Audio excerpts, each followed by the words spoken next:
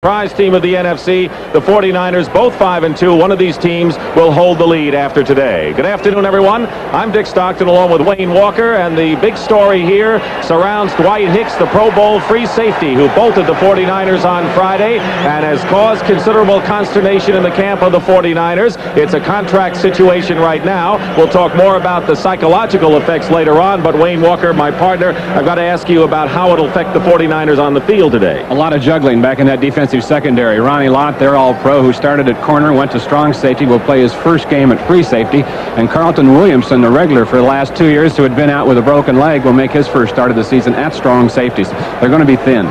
2 weeks ago, low-scoring game, 10-7. The Rams won it. What'll be the difference this time? Well, it won't be 10-7. Both teams were a little jittery in that one.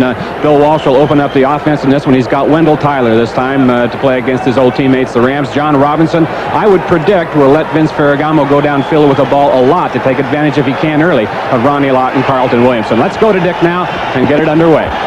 All right, Wayne, and now you're looking at Ray Wersching, who has been very much a hero for the San Francisco 49ers this year. And last week, of course, he had 6 field goals. Henry Ellard, a rookie wide receiver, is at the goal line. The 49ers in white and the Rams in blue and gold in a series that goes back to 1950, and the Rams have a substantial lead.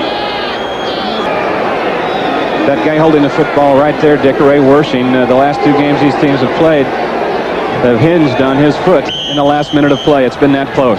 And that block kick was his only miss this year. Ray Wersching has been kicking him deep. This time comes up short, and Ellard is on the 7-yard line, returning it. Ellard's got a lot of speed.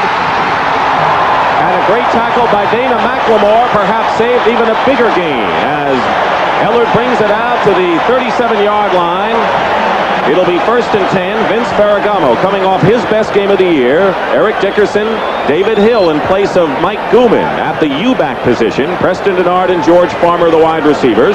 Bain, Hill, Smith, Hara, and Slater, who's having a Pro Bowl kind of year up front, and Mike Barber, the tight end. So Vince Ferragamo led the Rams to a Super Bowl, went to the Canadian League, MVP of the team last year. At the 37, going to the air on 1st down, and he has Denard into the 49er territory. 1st down. Downfield right away by Ferragamo. Ronnie Lott, the free safety that time, blitzed from the outside, and Ferragamo went right into that vacated area. You'll see Lott on the blitz, right-hand side of your screen, go by Ferragamo at the end, and right in there open with no inside help is Eric Wright against Denard. A 14-yard pickup, Preston Denard. 1st and 10 now at the San Francisco 49. And Ferragamo going up top again, this time with George Farmer. Wrestled out of bounds by Tim Collier, who's starting at left cornerback. But up front in the basic 3-4, Pillars, Kugler, and Dwayne Board up front. The linebackers, Harper and Turner outside. Ricky Ellison, who played at USC, he's a rookie. And Jack Reynolds, of course, the former Ram. Tim Collier at left corner, Wright at right corner. Of course, Carlton Williamson comes back at strong safety, and as Wayne Walker mentioned, Ronnie Lott playing his first game ever at free safety. There is Ronnie Lott, who has actually been out the last couple of weeks with a knee injury. So he's got a tough situation to come back to. 2nd and 8 at the 47. In motion is Gordon Jones, and here's Eric Dickerson with his first carry and gets nowhere. Carlton Williamson made that stop, Dick, the strong safety. He was a rookie the Super Bowl year for the 49ers, had a great season at strong safety. Again, last year was perhaps their most consistent player in that secondary. Broke his leg in the preseason, and this is his first shot at contact since early preseason. He's wearing a brace on his leg, has to wear an outside shoe. Regular size 12, but on that left shoe over there, I think it's size 14. So that's Williamson, 3rd down and 6 at the 45 for the Rams, and an audible called by Ferragamo now at the line of scrimmage. Keeping it in the air again, Ferragamo's hit and he's dropped. Dropped back at the 48-yard line, and Fred Dean, who had 2 sacks last week against the Saints after not seeing much action the previous week, is in on this one. Dean leads the team in sacks with 7, now has 8. He's working against the tackle. Bill Bain takes an inside rush on him. No one open for Ferragamo downfield, and Dean makes the sack. So on fourth down, John Misko, the gangly 6'5" punter, and a pretty good one at that, will be kicking. Dana McLemore is back for the 49ers at the 12. It is not a good kick, but if it's not returned, it takes a Ram bounce. It'll get the job done, and it does. Look at that, 12-yard line, maybe the 11th. So you don't have to boom all of them, do you? A 41-yard kick and no return, and it'll be the 49ers going on offense for the first time when we come back. Bit of a hole here. The first time the 49ers have possession at the 11-yard line, 1st and 10. Montana did not practice Thursday because of a sore hamstring, but he did take part in workouts on Friday.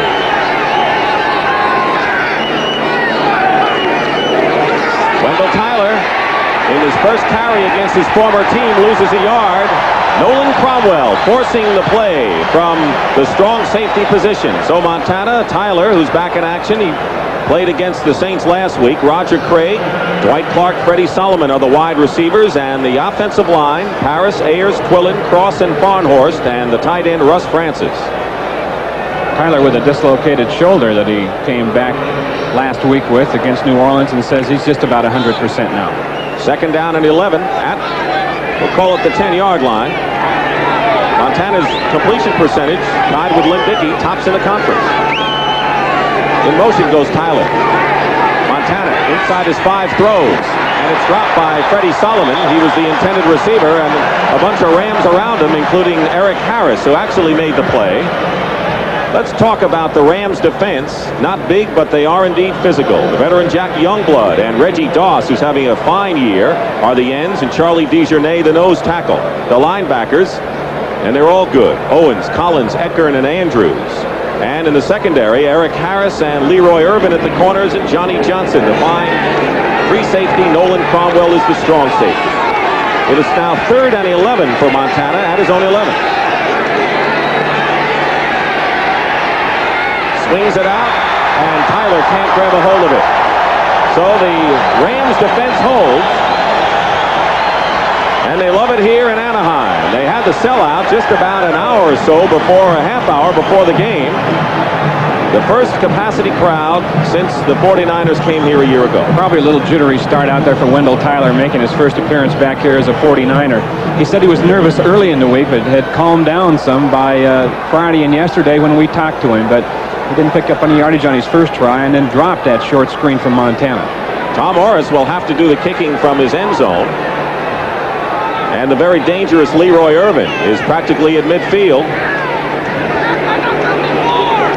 He really loves this kind of situation where he has a chance to give the Rams at least ideal field position. Good kick by Orris will send Irvin back to his 40-yard line. Very fine kick. Here's Irvin. He got a block, and Bobby Leopold just throws him out of bounds at the 42-yard line, but Irvin got the Rams pretty good field position with an 18-yard return on that punt, and a good block by Johnny Johnson, we'll see. Watch the return here now. Earl Cooper will be at the right here, screen number 89. He lost containment right here. See him spin outside. He lost his containment, and that got Irvin around the corner. Leopold makes the seal. Leroy Irvin, a great return man and a starting cornerback, and with 11:49 to go in the first quarter, no score. Rams are in good position, however. Field position has favored the Rams so far, and let's see if LA can take advantage of it at the 49ers 42-yard line.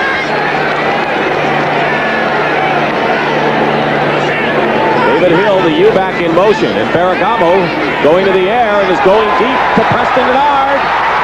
Intercepted by Eric Wright, and Wright decides to run it out. And is finally down at the 14-yard line on a ball that was off the hands of Preston Denard and picked off by Eric Wright. Doug Smith, the center, finally made the tackle. You know, once in a while you do predict right, and we said at the top of this telecast that John Robinson may turn Ferragamo loose downfield against Lott, who's playing a free safety here. Eric Wright is on the coverage right here. This is just a great throw. It's right on the money. Denard's going to catch that 9 times out of 10, better than that, but Wright ends up with the interception. So the Rams tried to get it all right there and had it. except for the bobble by Denard. And for Eric Wright, this is his 5th interception of the year, and what a gift for him. And somebody should have been telling him right there, stay in the end zone, because he made a dangerous move out of that end zone with a lot of traffic around him.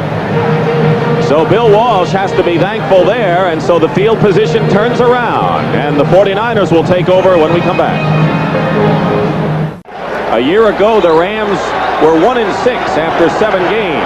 They've turned it around dramatically. The 49ers, who have the ball 1st and 10 at the 15, had a 2-5 record. Freddie Solomon comes in motion. Montana rolling and looking. Receivers are covered. And Solomon standing at the 20, knocked out of bounds. A pickup of 5 yards. Mel Owens, the outside linebacker, makes the stop on Freddie Solomon. Mel Owens, who's right behind Jack Youngblood in sacks, former #1 draft choice out of Michigan, and a follower of the supernatural and the occult. Says he has ESP. He says there's sometimes in practice that he knows exactly what the offense is going to run. He says, I don't use it much in the games because I don't want to start guessing. He had his first vision, he said, when he was 8 years old, so he's into it. Make no mistake about it. 2nd and 3 at the 22 now for San Francisco. Wendell Tyler breaks a tackle, has a first down and fumbles, and the Rams have recovered. At the 40-yard line, Johnny Johnson recovers the fumble.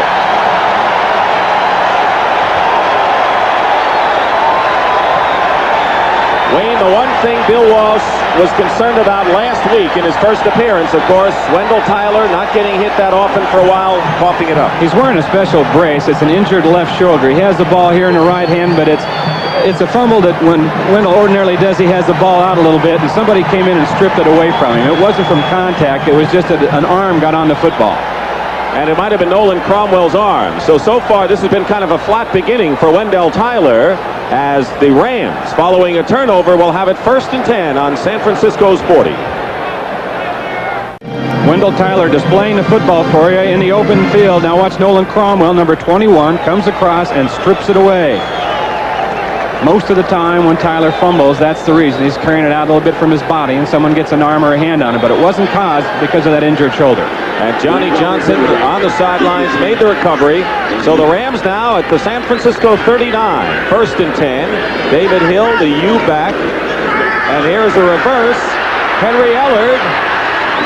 And Ellard picks up 8 yards and make it 7 on the play. So the Rams with a fancy reverse on 1st down. Pick up 7. Fred Dean and Dwayne Board make the tackle. Let's pick up some scores in early action. The Washington Redskins over the Detroit Lions 38-17. Skins come back from that loss to Green Bay. They're in overtime in Green Bay, where the Vikings and Packers are battling.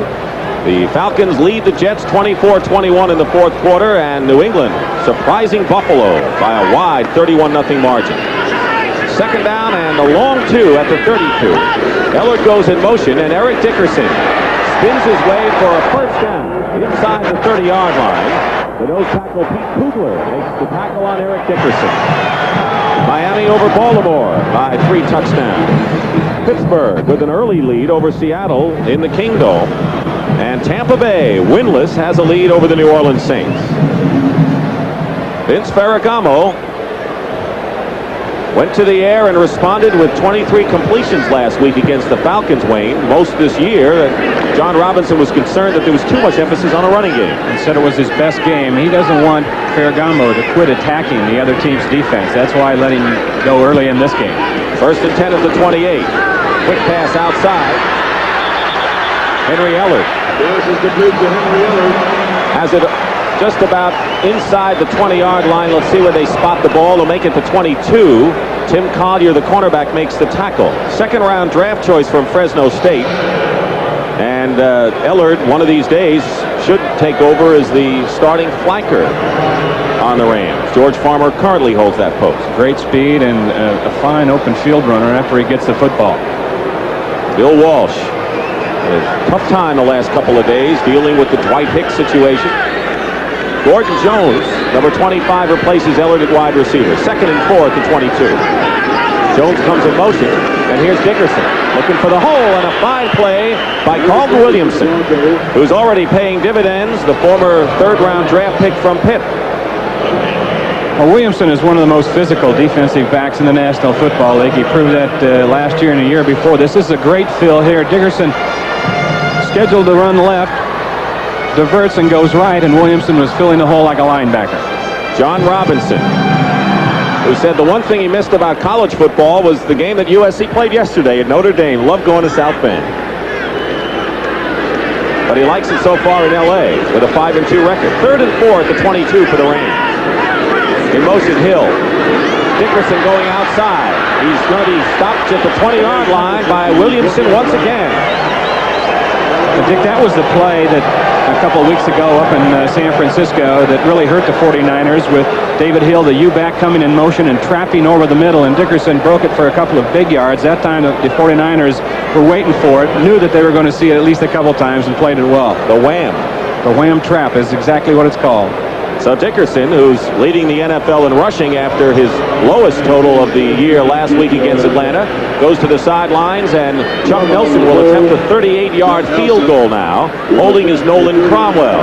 Nelson has missed 4 field goals. He's had 2 of them blocked. High snap, it gets away from Cromwell. And Cromwell is hit by 3 49ers back at the 40-yard line. So a bad snap, and once again the 49ers survive poor field position. Ricky Ellison and Tom Homo stormed in on Cromwell.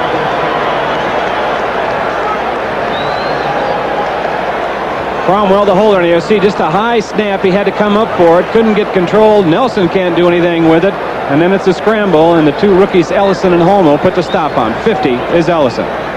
Well, the Rams have had 2 golden opportunities. They haven't been able to cash in, and now the 49ers are in decent field position at their own 40. Here at Anaheim Stadium, 7:32 remaining, first quarter, no score. 1st and 10 for San Francisco on their own 40.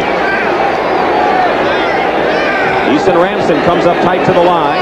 Tyler and Roger Craig, and a fake, and going deep is Joe Montana to Freddie Solomon. Leroy Irvin was with him step for step. It's incomplete. So already, Wayne, we have seen both quarterbacks trying to do something they haven't been able to accomplish, and that's go for the deep ball. And get the ball downfield. Play action that time, and Leroy Irvin is number 47.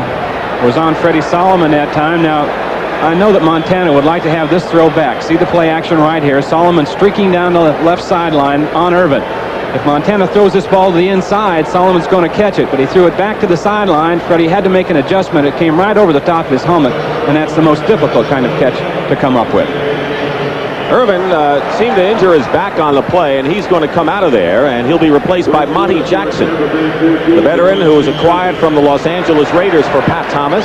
So Monty Jackson, who started at left corner last week, now replaces Leroy Irvin at the right side. 2nd down and 10 at the 40. Showing blitz. Here come the Rams. And the toss out to Dwight Clark. Very close to a 1st down. And Jackson was defending on the play. Dwight Clark coming into this game tied for 3rd in receiving in the NFC. He's been the leading receiver the last 2 years in the league. Other scores. Kansas City defeats Houston in overtime. So the Oilers still have not won. Minnesota over Green Bay 20-17. A big win for the Vikes in that NFC Central. And New England over Buffalo 31-0. The Patriots coming back strong. 3 tight ends. Francis, Ramson, and Cooper for the 49ers. 3rd and 1 yard. And Wendell Tyler, penalty marker down. And Tyler has the 1st down, but there was a penalty. Referee today is Red Cashin. There he is. Johnny Johnson makes the tackle for the Rams. And it'll be a legal procedure against San Francisco. So instead of a 1st down, it'll now be 3rd and 6. I think it was Earl Cooper who was in motion that time, the 3rd tight end in the ball game, and was going towards the line of scrimmage when the ball was snapped. Those are the penalties you don't want to see when you have picked up the 1st down. Here's Red. Illegal motion, turning up the field too soon. Number 89 of the offense, still 3rd down. Wayne Walker, old Eagle Eyes, caught the tight end.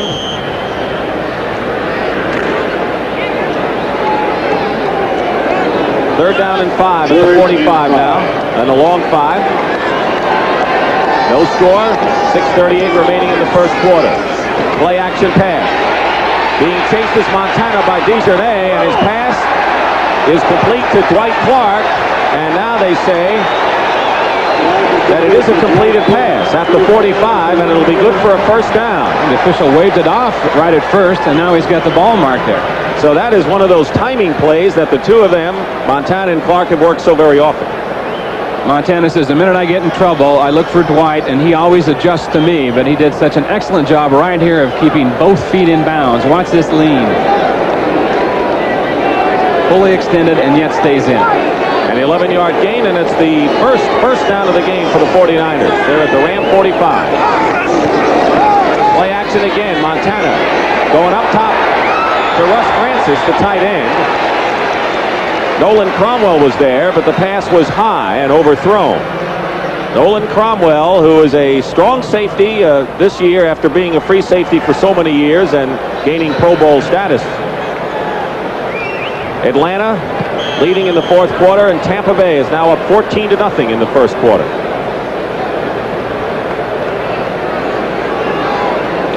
Ronaldo Nehemiah and Mike Wilson are now the wide receivers.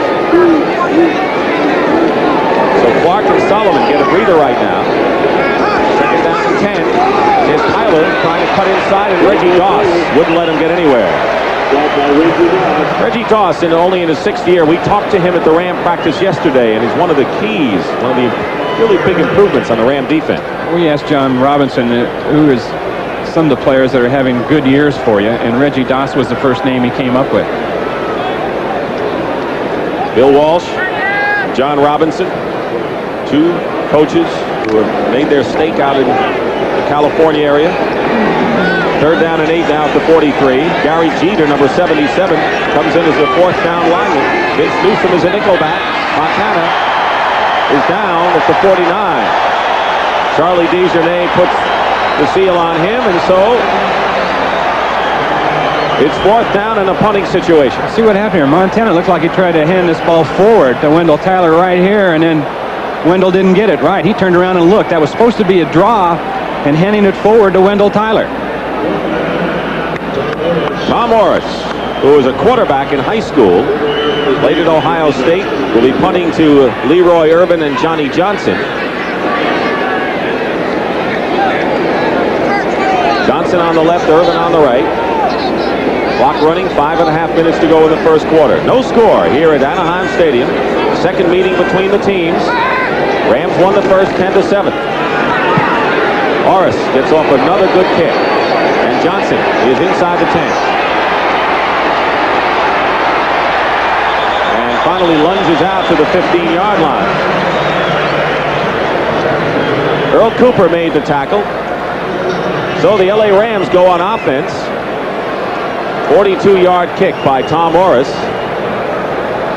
And the poorest field position of the game so far for the LA Rams. 49ers, by the way, have won 7 straight road games and 14 of their last 15. Their last loss on the road was on natural grass against Denver last year. First and 10 for Ferragamo and company on the 15.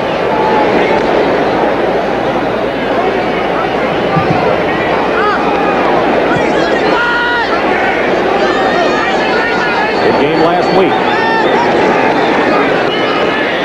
It's going up on top. Mike Barber, the tight end, has it, and also has a first down. They get Preston Denard with the catch. Denard with an 11-yard pickup. He was the leading receiver the last 2 years for the Rams, but comes in 6th this season in receiving. And just a great throw here by number 15, Vince Ferragamo. The 49ers, their defensive secondary, to a man, think that Ferragamo is the most dangerous passer in the National Football League. They say he can throw any kind of pattern. He can throw the 15-yarder, the 25-yarder better than anyone, and he can also throw it deep. And so there are some guys that, you can relax with a little bit. They throw the good short stuff, but can't get it deep, but not Ferragamo. He can hit you every way, they say. First and 10 at the 26 now for the Rams. Nearly 5 minutes remaining. Play action pass. And a deep drop by Ferragamo. He gets it out this time to his tight end, Mike Barber. And Barber carries out of bounds with another first down. Jack Reynolds makes the hit on Mike Barber, the leading receiver on the LA Rams. Max Hacksaw doesn't talk much the week of a Ram game, does it? No, he doesn't, but it's getting an old hat for him to come up here and play against these guys. It's his 5th game against them. Mike Barber, as Dick mentioned, Ferragamo's favorite receiver, and Barber has a lot of respect for Ferragamo. He said, I played with some good quarterbacks.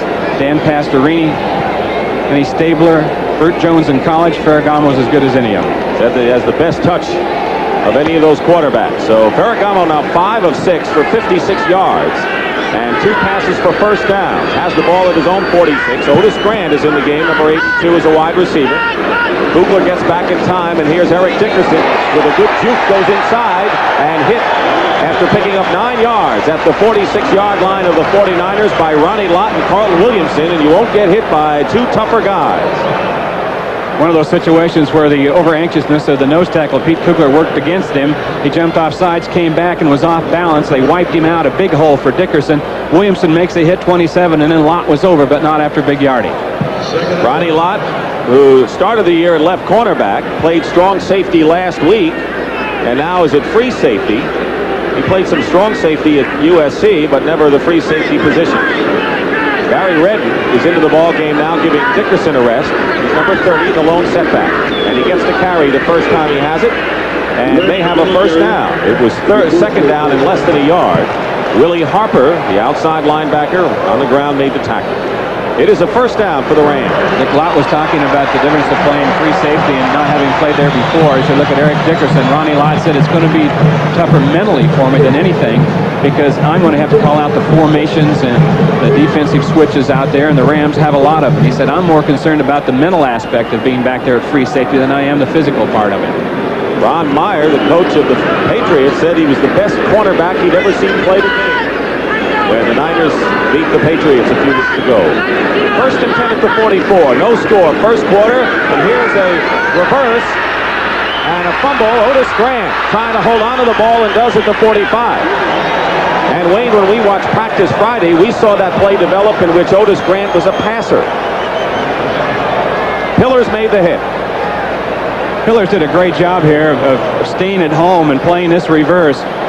Now watch him right here, number 65, just gets an arm out, spins and gets in on the tackle. Pillars stayed at home and did a fine job. Lawrence Pillars, most experience of any other defensive lineman other than Fred Dean, former New York Jet. He was a starter there for the Jets. Second down, 21 now at the 45 of the Rams. Trying to get back some of that yardage. Incomplete. Pass was intended for Mike Gulman, who's into the game for the first time. He's had a strained left knee and didn't practice it toward the end of the week. See how much respect that the 49ers have also for the Rams running game. You know, second and long yardage at that time, and they still had their base defense in there with Ellison and Reynolds at the linebacker and didn't go with their nickel.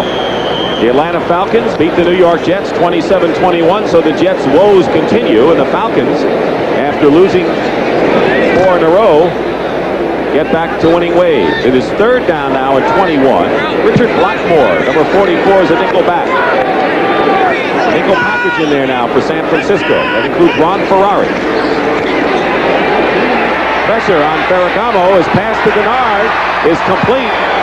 And Eric Wright brings him down at the 46-yard line, but some 12 yards shy of a first down. And it'll be fourth down, and John Misko will come in and punt for L.A.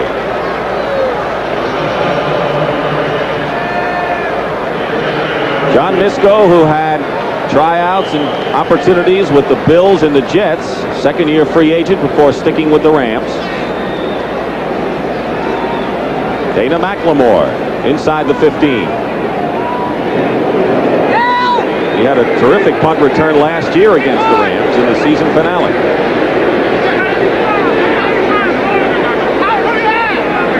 Eight seconds on the 30-second clock. High kick. Good for the coverage team. Heading out of bounds and going out of bounds. Well, next Saturday, the long-awaited debut in the professional ranks of Ralph Sampson, the San Antonio Spurs against the Houston Rockets. You're going to have a lot of fun with a new partner down there, too, aren't you? Yeah, we're pleased that former Celtic great Tommy Heinsohn has joined the CBS Sports family, and it's going to be a pretty good debut for Sampson. against the very physical Artis Gilmore. That's next Saturday at 3:45 Eastern right here on CBS. The NBA returns to CBS. That was a 19-yard kick by Misko, and now the Niners have it 1st and 10 on their own 27. In motion is Freddie Solomon. And the pitch goes to Roger Craig. And the rookie from Nebraska picks up a couple of yards. Reaches virtually the 30-yard line. Jack Youngblood right on the spot over there. There's a great battle going on between Youngblood, number 85, and Keith Fahnhorst, number 71, the offensive tackle for the 49ers. This is the 20th time they've played against each other in their careers. And Fahnhorst says he never remembers ever dominating Jack Youngblood. No, he says against other people in the league, he can remember games he's dominated, but not Youngblood. Not at all, not one time. 2nd down, 7 at the 30. Roger Craig moving way outside. Montana fires it, knocked away by Leroy Irving. Dwight Clark was the intended receiver, and that was a textbook play by Leroy Irving. Yeah, they had Dwight Clark well covered over there. Part of their success in that opening game was they played the zone to the side of the field Dwight Clark would be on every time. It was like kind of an automatic thing. If he came out to the left and they kind of double covered to that side, they almost did it that time. Look at Fahnhorst, number 71, Youngblood, number 85, going at it right here. Fahnhorst says that my jaws get tight when I know we're playing the Rams because I know I've got the tough job. He says, my wife doesn't even have to look at the schedule. She knows when I have to play against Youngblood. Bill Ring comes into the ball game, number 30. He's the single setback. 3rd and 7 at the 30. Montana way back. Punts once and finds Eason Ramson, and he's hit immediately. So the Rams are hitting right now. That was George Andrews, the way they hit in that first game 2 weeks ago when the Niners couldn't really make any progress. Roll out right here by Montana. Starts back, and then they call that a dash out to the right. He wants to go downfield deep. Nothing there, so he has to dump it off short here to Ramson, number 80. Double team this time on Youngblood. Fahnhorst gets some help from Billy Ring, I think, the running back in there, and he'll take it anytime he can get it with number 85. So on 4th down, Tom Orris will punt. The time showing 10 seconds to go. Leroy Irvin is back. And a good high kick. Irvin back at the 21-yard line. Gets ahead of steam. Hit once and drives forward to the 36-yard line, and that'll end the first quarter. So very few people figured that this game would resemble the first game. Bill Walsh, one of them. But after one period of play, we have no score. 2 weeks ago, it was scoreless at halftime. It's a little bit more wide open, though, than it was a couple weeks ago up in San Francisco. But so far, the result is the same. San Francisco and the Rams are scoreless. This is Dick Stockton along with Wayne Walker here at Anaheim Stadium, and a capacity crowd on a gorgeous afternoon in Southern California. No score as we start the second quarter. The Rams have the ball 1st and 10 on their 37-yard line. David Hill in motion. Ferragamo gets it out to Mike Barber. Barber gets hit, and now you don't often see that. Charges into Ronnie Lott, and the two of them are going at it. Briefly, but they went at it. Mike Barber might be one of the most underrated players in the National Football League. A great, big, strong guy with exceptional speed. As you look at Ronnie Lott, number 42, who won't back down from anybody. Barber comes through. He said that Ferragamo, he knows whether there are people around him when Ferragamo delivers the ball. If he puts a lot on it, he feels he's going to get hit right after the catch, and Ferragamo puts it into him a little bit lighter, takes something off it. He knows he's going to be able to run after the throw. That time, Ferragamo bulleted it in there. Barber got hit, but broke some tackles. Number 42. They called unnecessary roughness on both fouls after the principals, play. They all Barber set. and Ronnie First Lott. down and 10. It'll be a first down, though. Barber across the middle, see him coming short, has his hand up, wants the ball. Runs over Eric right here. Here's lot number 42 showing up on the scene.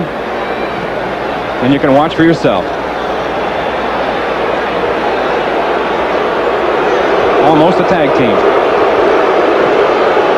The crowd doesn't like the fact that Barber also got a piece of that penalty. 1st and 10 for the Rams on the 44.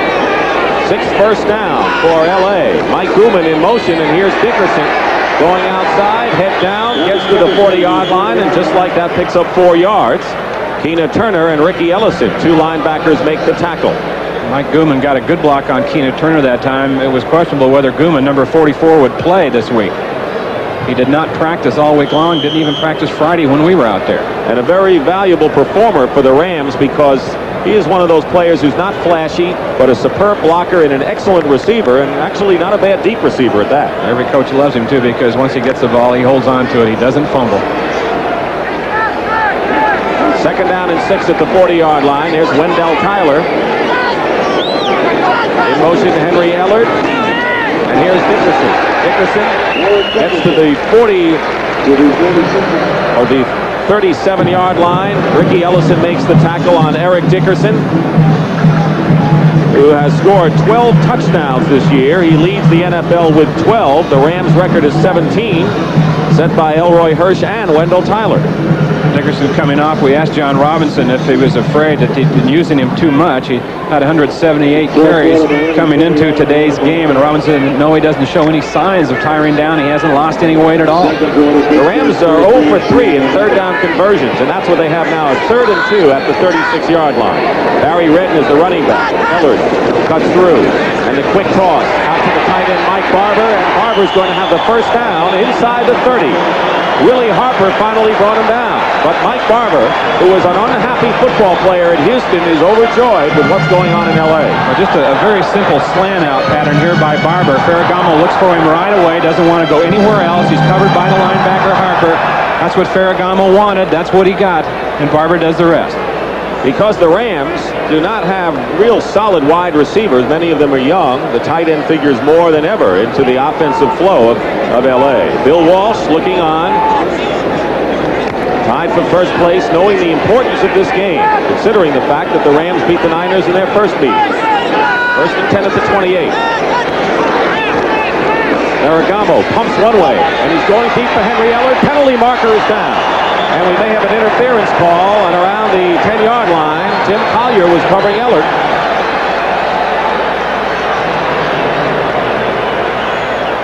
They tried to get Collier to bite on that fake pump that Ferragamo made, and it worked. They're bringing the ball back. The penalty apparently is against the 49ers.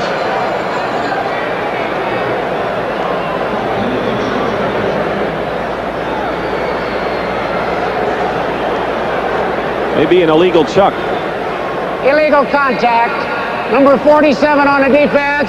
1st down. It was on Tim Collier, and it's an automatic 1st down inside the 25. Yes, he bit a little bit on this pump fake right here as the pattern is run out, and now watch Collier's right arm. And he'll make contact right here, hold him back a little bit. That was the call. See that right arm on him?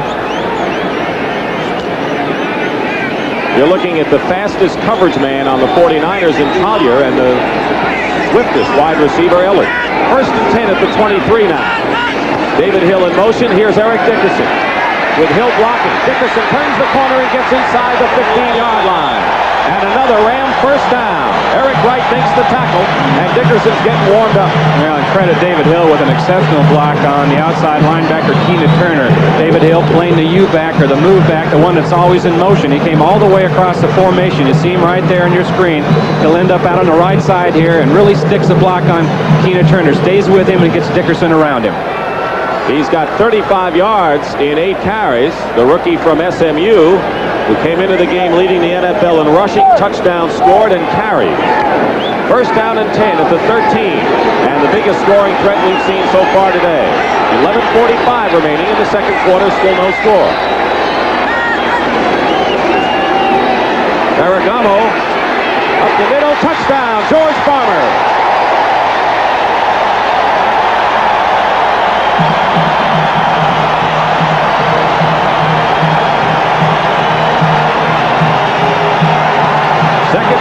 Reception of the year for George Farmer, a 9th-round draft choice 3 years ago.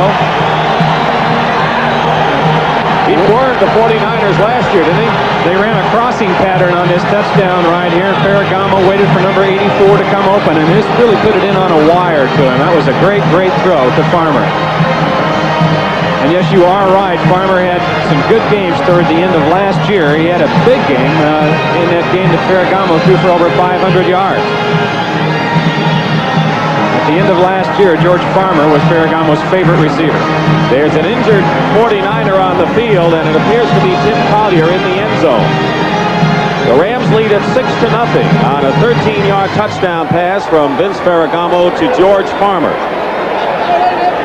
Watch Ferragamo here now. Waiting, and then almost changed his mind. Looked like he did. Went to Farmer as kind of a second thought of the crossing guy. He wanted to go deep to the guy that was crossing deep, but changed his mind at the end, went to Farmer and had it right on the money. You see that banner, Tampa bound? I'll tell you, no one ever thought, as Collier has helped off the field, that they'd ever be with that kind of bed sheet this year. Well, this is an area right here that could be disastrous for the 49ers, with Dwight Hicks not here because of contract problems. Didn't make the trip, and of course not playing. With a couple injuries in the secondary, could really put them in a bind back there. I think his own man ran into him in the end zone on that coverage play. Meanwhile, with Nolan Cromwell holding, Chuck Nelson will attempt a conversion. He is 18 of 20 this year and has had one block. 6-0 over the Rams. And now it's 7-0.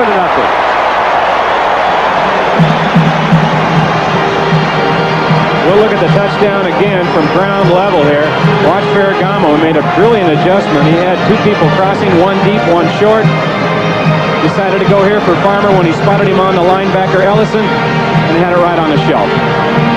For Ferragamo, his 8th touchdown pass of this season. He's thrown 12 interceptions. The numbers aren't pretty, but he's getting the job done as the Rams lead it 7-0. The scoring drive. 11:35 remaining in the first half, and the 4th-round draft pick from Washington, Chuck Nelson, getting set to kick off. Bill Ring and Dana McLemore are deep, and it's McLemore at the 6. McLemore puts on the speed, and a superb run back beyond the 40-yard line for Dana McLemore, tackled by Otis Grant. Well, in the NFL today, the Miami Dolphins leading Baltimore 21-7 in the 4th quarter. New England surprised Buffalo 31-0. So Miami, if they hold on, will end up in a tie with the Bills for first place in the AFC East, and a collision next Sunday as part of our doubleheader that many of you will see, beginning with the NFL today. The LA Rams against the Miami Dolphins. Roger Craig slices inside to the 46-yard line and picks up about 4. Jimmy Collins, the inside linebacker, makes the tackle. And Collier on the bench now, getting his bearings back. And next to him, Ronnie Lott on the left. 2nd down and 6 at the 46. 7-0. The Rams lead. The first down story dramatically in favor of Los Angeles.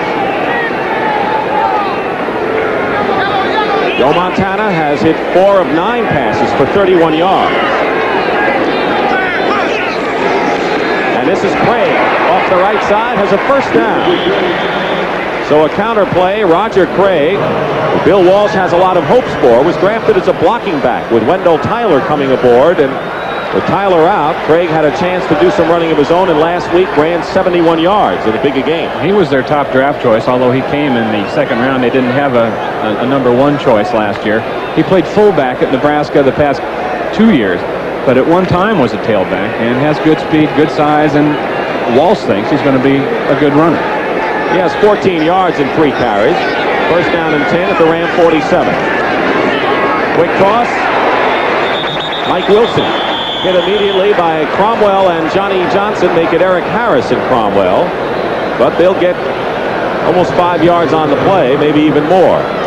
Eric Harris, who is now the left cornerback, acquired from Kansas City, was a starter for 3 years with the Chiefs. Former number 1 draft choice. I think it's quite strange now with the 49ers. You've noticed the Rams have been trying to get the ball downfield quite a lot to their wide receivers. Montana has done that just once to Solomon and overthrew him and had him open. I'd be surprised on this series if he doesn't come down and try to get 6 points all of a sudden. 2nd down 4 at the 41-yard line. Play action pass. Montana looks right, goes left, And he hits Russ Francis inside the 30 for another first down. To the 27. Russ Francis, Johnny Johnson, and Jim Collins make the tackle. Francis's biggest asset so far this year has been as a blocker. He picks up 14 there. It was Francis along with Eason Ramsden who had their problems fumbling inside the 20-yard line against the Rams 2 weeks ago. First and 10, Niners at the Ram 28.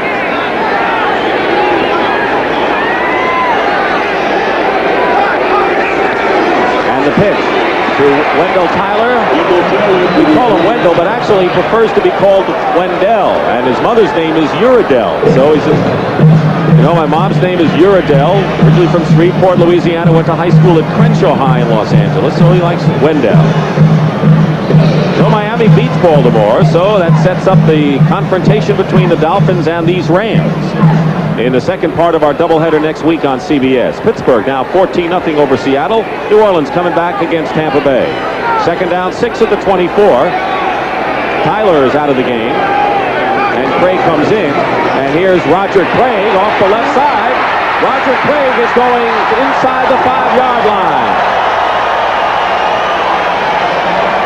Quick acceleration by Craig. Andrews brings him down to prevent the touchdown. Bubba Paris, the left tackle, John Ayers, the left guard over there. Great jobs on that side. They had it wiped out, and Craig scrapes right off a block here.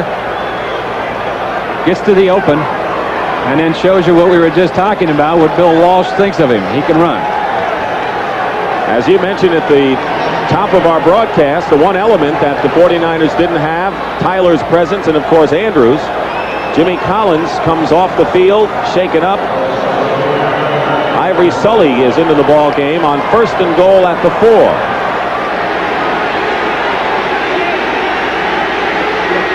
There's Collins. Jim Youngblood replaces it. Craig has a touchdown. That's the best segment of running we have seen Roger Craig do in this his rookie year with the 49ers, and his third touchdown rushing of the year. It's a 7-6 game. Excellent surge by the offensive line of the 49ers. They got enough people over there, and I can't see it until we could stop that. It almost looked like it might have been an unbalanced line with Keith Fahnhorst from right tackle over on the left. I'm not sure about that, but it could have been that time. Harris and Fahnhorst make quite a combination on the left side. So Wersching with Montana holding will try to tie the game. And he does. So 7:38 to go in the first half, and we have a tie. Let's look end zone now, and look to Montana's left, and you can count the linemen along with me. 68 is Ayers. Who else do we see over there? Paris is 77. No, it wasn't unbalanced. It was just a great wipeout job by Bubba Paris, who blocked down and took out about 2 people. So there is Roger Craig out of the University of Nebraska. First draft pick on the second round by the Niners this year. So after a scoreless first quarter, we have a 7-7 game and the 49ers scoring drive. Ray Wersching will be kicking off, and Henry Ellard is the deepest of the deep receivers for Los Angeles. Barry Redden and Robert Alexander nearby, but there is Henry Ellard with good speed. A line drive kick, and Redden will field it at the 6-yard line and goes down the sideline, and Barry Redden brings it out nicely to the 32-yard line. Dan Bunz just activated, makes the tackle. Well, next Saturday we have that Big Ten showdown. Michigan and Illinois beginning at 12 o'clock Eastern time. What for years they said the Big Ten was the Big Two, Ohio State and Michigan, but Illinois and Iowa are in there now, and Illinois under Mike White especially tough. Bo Schembechler of the Wolverines, the Fighting Illini. Mike White, Illinois beat Purdue handily yesterday. Michigan beat Iowa on a 45-yard field goal with seconds remaining. Should be a terrific matchup. Joe Montana waiting and watching. First and 10 Rams on the 31-yard line. In motion goes David Hill. The pitch to Dickerson. Cutting away. Open field. Dickerson. And they can't bring him down until he gets to the 45 of San Francisco. Lawrence Pillars and Carlton Williamson after a 24-yard gain by Dickerson, his best run of the day. And just a great adjustment, too, by Dickerson. This play was designed to go off left tackle. Watch it right here. He makes a cut right here, spots a hole, and uses his speed to get downfield. We said a couple weeks ago he's just a time bomb. You can stop him for a while, but sooner or later he's going to bust one on you. 59 yards now and 9 carries for Eric Dickerson. By the way, Tim Collier had the wind knocked out of him, is on the field and playing again. 1st and 10 at the 45. Barry Redden is the setback. Play action pass for Ferragamo. Pass is incomplete. David Hill, the intended receiver, as Williamson and Ellison covering for the 49ers. This telecast is presented by authority of the National Football League and is intended for the private use of our audience. Any rebroadcast or other use of this telecast without the express written consent of the Los Angeles Rams and the National Football League is prohibited. There is David Hill, who's had a reawakening coming from Detroit for the Rams. Yeah, he said he loves it. He said he would have played any position on the field to get here. And he's playing that U-back for the Rams and doing a great job. 2nd and 10 at the 45. 6:27 remaining. Here goes in motion. 7-7 to score. Barry Redden bobbled the pitch. Breaks the tackle. And takes it to the 41-yard line and picks up 4 yards anyway. Tina Turner makes the tackle. Ronnie Lott was the first to try to get to Barry Redden and missed him. You know, you don't drop off a whole lot when you go to Barry Redden. He was their #1 draft choice a year ago out of Richmond. Was injured early in the year and really didn't get a chance to show too much. But he's a fine backup, Eric Dickerson. Here's Vince Ferragamo, who's, by the way, the only starting NFL quarterback who's still going to school. He spends 6.5 hours on his day off at the Southern California School of Optometry in Fullerton. He's a busy man. 3rd and 6 at the 41. Dickerson back in there.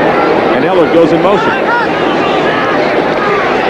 On 3rd down, the pass is caught by Gordon Jones, and Jones spins away to the 25.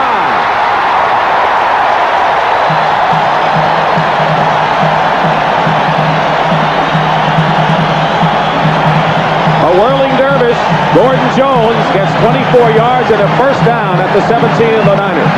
3 wide receivers on the same side of the field that time. Jones down about 10 yards and then ran across the field looking for an open spot. Got it. Ferragamo got it to him, and then Jones got a whole lot on his own. He's a #2 draft choice for Tampa Bay.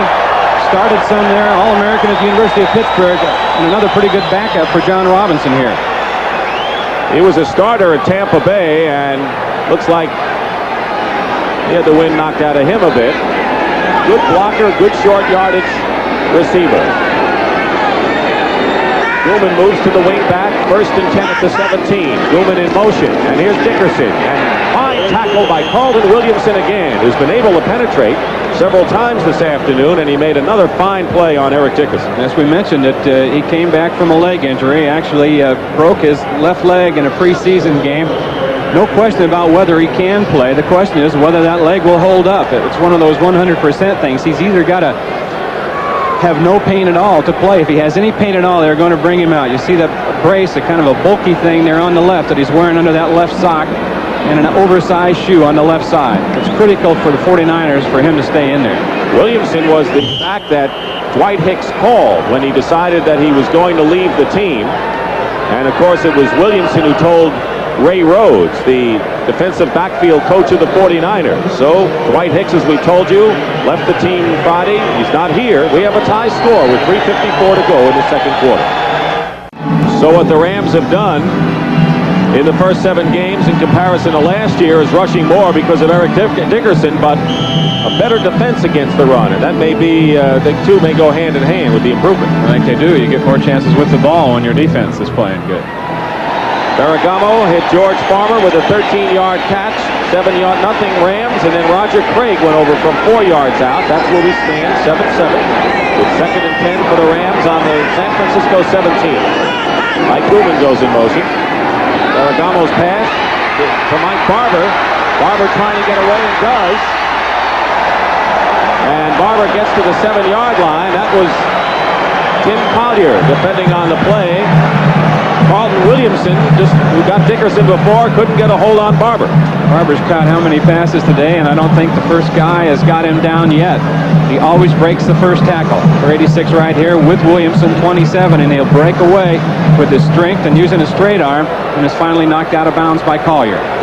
Mike Barber has 4 catches today for 56 yards. He has deceptive speed. He knew it back in the 7th grade when he scored 5 touchdowns in the first game he ever played as a kid, and they said, "Why don't you run more?" He said, "Well, no one's caught me." Why don't you run faster? He said it was because he was always so big, it didn't look like he was running fast, but he can move. He sure can. 3rd and 1 at the 7. 3 tight ends in there for the Rams. Dickerson going outside and is hit at the 5 and has the first down. He had to go wide. Tim Collier made the tackle, but they got the job done, and now the Rams have a 1st and goal at the 5-yard line. Dickerson is one of those great backs, Dick, that those guys on defense and in that defensive huddle, when they line up and they see him in the backfield, they've got to be nervous every time he touches the ball because he can slash and score from anywhere on the field. 62 yards and 11 carries for Eric Dickerson. Ferragamo's 11 for 14 passing with 1 touchdown and 1 interception. Winding down to 3 minutes remaining in the first half. 7-7 the score. Newman comes in motion to pitch to Dickerson. Dickerson going outside. Is stopped short of the goal line. Out of bounds at the 1.5. Tim Collier and Ronnie Lott forcing the play. Watch the play here of number 27, Carlton Williamson. Watch him string this out and dive in and take a guard out, Dennis Hara, and leave it open for Collier to make the play.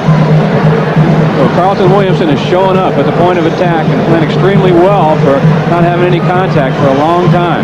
Leading tacklers are in the secondary you'll find on this 49er team, and Bill Walsh has said of Williamson, he's the single biggest factor in the development of the young secondary. Remember 2 years ago when they won the Super Bowl, they had 3 rookies and Dwight Hicks, and Williamson was one of those rookies.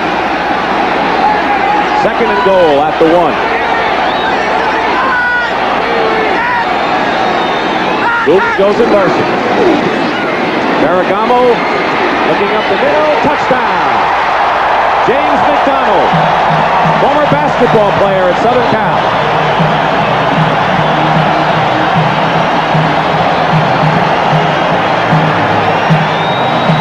That's his first NFL reception, and he gets a touchdown. And he's going to keep that football, but he's got tucked under the left arm, you know that. That was just a great look-off, though, by Ferragamo. Ferragamo stared down over to the right for a long, long time, and then at the last minute came back left over the middle and got it to McDonald. McDonald, as Dick said, was a basketball player at USC, did not play football. Cromwell will hold. Nelson will attempt. Cromwell will hold for Chuck Nelson. 2 minutes 48 seconds remaining in the first half. It's 13-7 in favor of the Rams. And it's now 14-7. Watch Ferragamo now. Watch his head and eyes.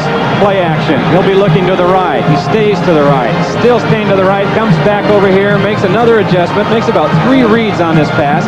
And gets it to McDonald, who, as we said, didn't play college football, but his coach John Robinson said that he fully expects him to be a Pro Bowl player maybe as soon as 3 or 4 years. And he doesn't say that about many. There's a young man we've been talking about, James McDonald, 6'5", 230 pounds, with good hands. He can run and he can block. His first NFL reception is a touchdown, and he'll remember that one. John Robinson said that he tried to get him to come out for football when he was coaching at USC. Chuck Nelson, who has added 2 conversions, kicking off to Dana McLemore at the 6. He had a good return before, nothing doing this time as he is hit and hit hard at the 20 by Mike Wiltshire. There's a scoring drive, took nearly 5 minutes, and the longest scoring drive of the game thus far. And already we have had more points scored here in this first half than we did in the entire game 2 weeks ago at Candlestick. Tampa Bay lead at one time 14-0, now 14-10 over the Saints. They're in the second quarter. Pittsburgh ahead of Seattle. 1st and 10 on the 20. Joe Montana, 6 of 11 so far for 50 yards passing. The go to the air for the 12th time. And he finds Wendell Tyler at the 26. The whistle had blown, and they pick up 5. Jimmy Collins, who was shaken up before, back in the game, makes the stop on Wendell. I think it's Wendell Tyler's left shoulder that is the problem for him, that was dislocated. As I said, they have a harness. Last week when he returned against New Orleans for the pregame announcements, when they introduced the starting offensive team, he came out and was waving his right arm, looked like he was apparently trying to loosen it up, and he was trying to get the Saints to think that that was the shoulder that was bothering him. Well, one thing he can't do is reach too high for the catches. That's one thing the harness prevents him from doing. And now we have our 2-minute warning and a chance for Montana to go to the sideline to talk things over with Bill Walsh. So our 2-minute warning with the Rams leading the 49ers 14-7. And next to him, the veteran Bill Bain at left tackle. Meanwhile, the 49ers have 2nd and 2 at the 28. 49ers have rushed for 47 yards on 10 carries. Gary Jeter into the game. Roger Craig going outside has a first down. And all of a sudden, Wayne, he's becoming a very tough back to bring down. As he gets the first down at the 39, Eric Harris makes the stop. It's almost like so far they've been using Wendell Tyler as a decoy, although Craig is in a kind of an ace backfield situation now. He's the lone remaining back. He has gained 49 yards. He's the leading rusher, and this pass wide open is Freddie Solomon, a first down at the 40, and it also stops the clock with 1:32 remaining.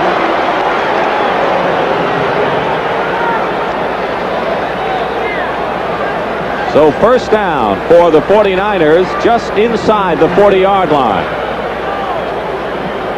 49ers have 3 timeouts remaining in this first half. The Rams used one of theirs. And of course, Joe Montana can bring a team down the field in a hurry. Draw play. Doesn't work. The Rams read it perfectly. Roger Craig stopped in his tracks by Mel Owens. Clock running now. 49ers lining up, not using a timeout here. 2nd and 13. Nehemiah in the game is a wide receiver to the left. This pass is caught by Freddie Solomon, and Solomon has a first down at the 25. I think the 49ers have 3 wide receivers in the game. They have Nehemiah and Solomon out at the flanks at the wide receiver post, and Dwight Clark, another wide receiver, is playing the tight end spot now. That's Solomon that's down. A 17-yard pickup, and Freddie Solomon is indeed shaken up. The clock stops with 1:01, and the 49ers did indeed call a timeout. Freddie is pretty tough. He is an excellent downfield blocker, as we've said. He's former quarterback at college at Tampa, and durable. Well, he's been around a long time, 9 years in the league. He has been the 49ers' big play man this year. Most of the deep passes have gone to him. In fact, his average yards per catch is the highest that it's been in his 9-year career. He goes off on his own power. Mike Wilson, number 85, also goes off. So we see Wendell Tyler out there. There's Solomon getting a breather. 1:01 remaining in the first half. Joe Montana 9 of 14 for 96 yards. Nehemiah and Clark will be the wide receivers.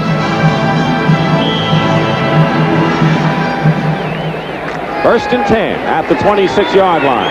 14-7, the Rams lead. The 49ers trying to tie it up.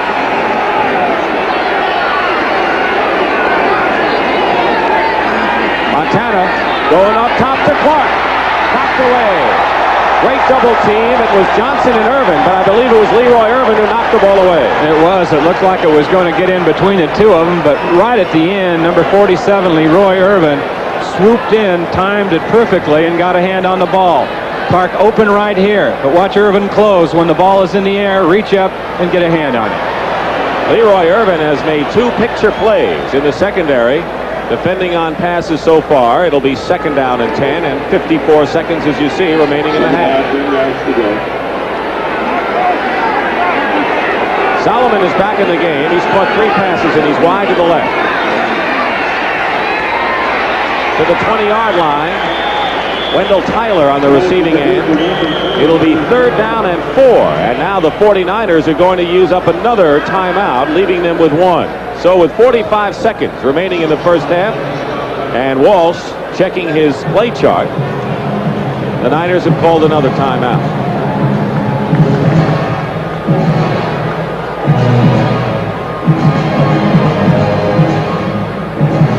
'49ers have 1 timeout remaining. 3rd down and 3.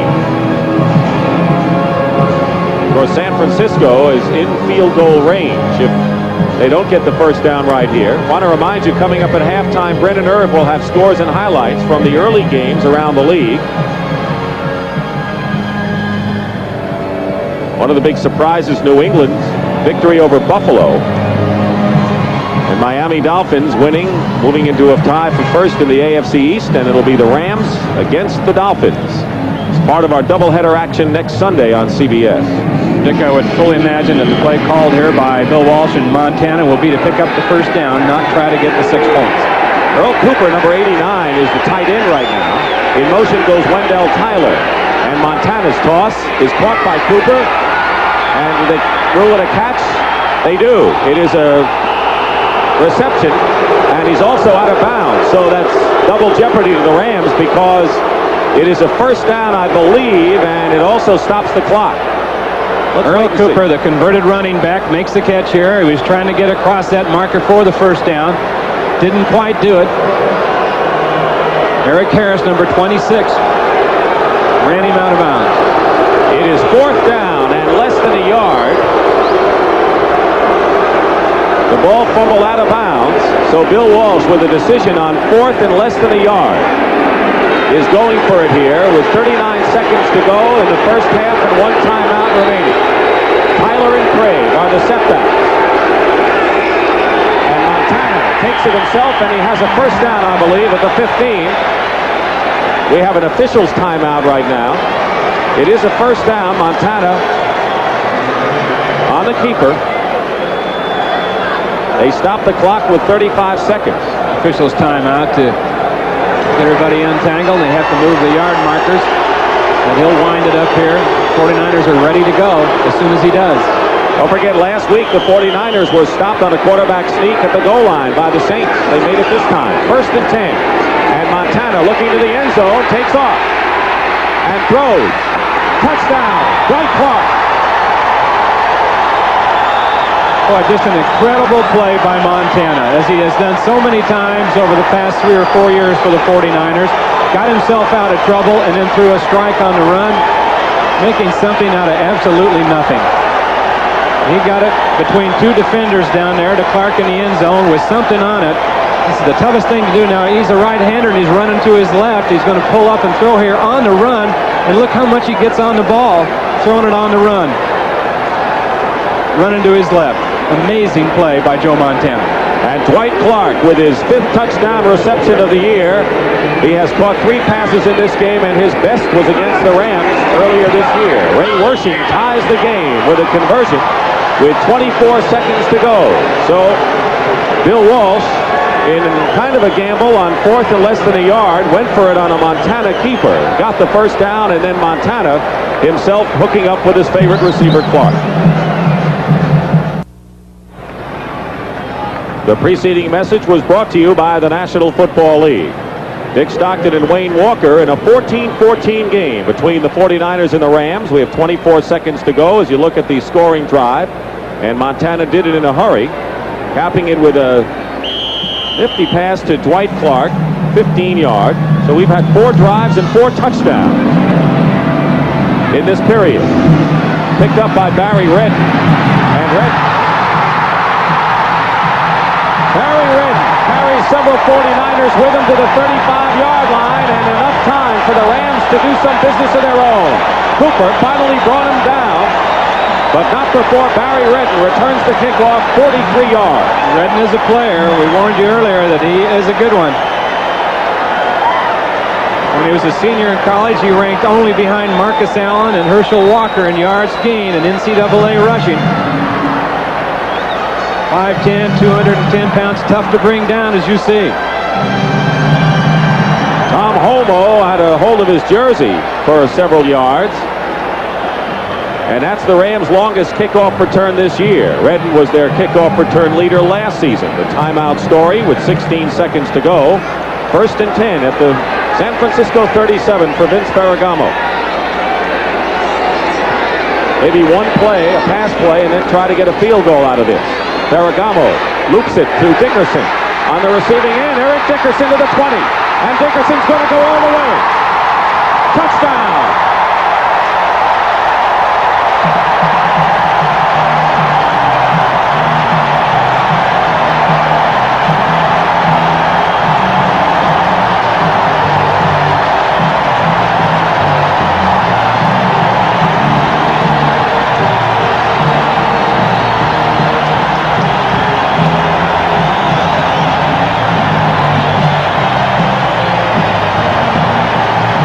Wayne, there's no need to think field goal when you have Eric Dickerson on your side. And when you got a weapon like that and you're in a crucial spot in the ball game, you should go to him, and they did, and he turned out what probably normally would have been a 5 to 12 yard gain for most backs into a touchdown with his ability.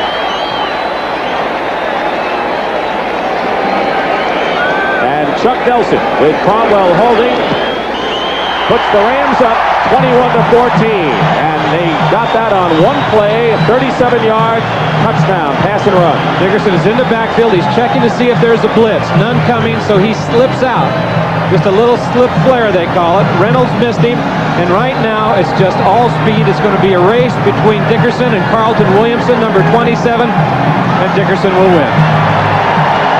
His first touchdown of the year, receiving his 13th overall.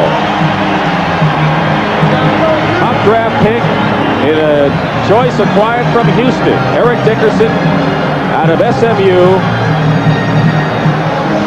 They traded up to make sure that they would get him. They didn't want to take any chances. Although they figured he might be available when they would originally draft, they took no chances. And a fellow who has handled the media blitz with a maturity beyond his 23 years. He is a very stable person. In fact, a very simple lifestyle, lives in an apartment in Southern California, doesn't have a television yet, and didn't buy a new car. So he's really out of the ordinary. He's trying to look for a free television. I bet you he can get a bundle of them. Couple of them. So Dickerson puts the Rams in front with 6 seconds remaining on a terrific run. After the reception, it's 21-14, and Nelson will kick off. So like last week when the 49ers were a bit dazed going into the dressing room at halftime, it'll be the same story again this time, perhaps. On the ground, the McLemore side, and Dana at the 5. Is tackled at the 19 as the clock runs out. And listen to the cheers as the capacity crowd here in Anaheim, California, appreciate what the Rams have done. And now we have 1 second to go. They got him just before the half ended. Hold the cheers, but they're coming. 49ers might go to a situation where they put 2 or 3 receivers, wide receivers on one side of the field and then throw a bomb, but they may be content just to let it run down here with a running play. Well, Wayne, we've seen 35 points scored in the second quarter after a scoreless first quarter. I wonder if we'll get up to 48-47. And Wendell Tyler carrying on the final play, knocked out of bounds, and that is indeed the end of the first half. That's the end of the first half here in Anaheim with the score. The Rams 21 and the 49ers 14.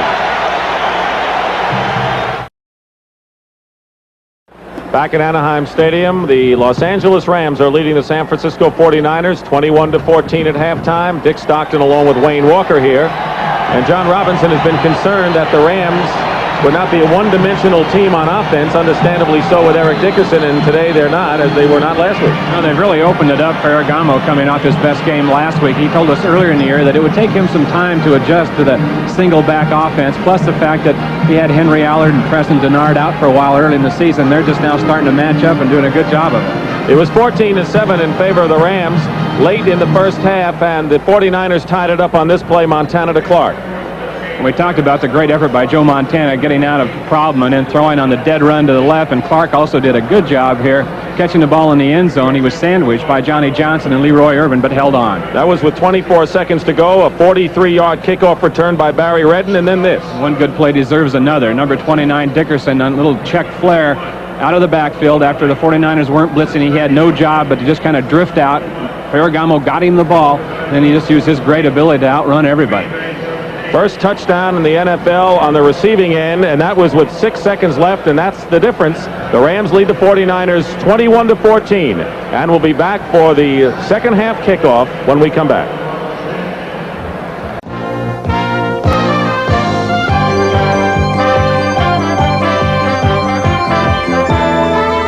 CBS Sports coverage of the National Football League is sponsored by Toyota's new cars and trucks for 1984. Toyota invites you to see them at your local dealer. The Pabst Brewing Company, brewers of Pabst Blue Ribbon Beer. For the real taste of beer, Pabst is the place. And by Wang, the office automation computer people.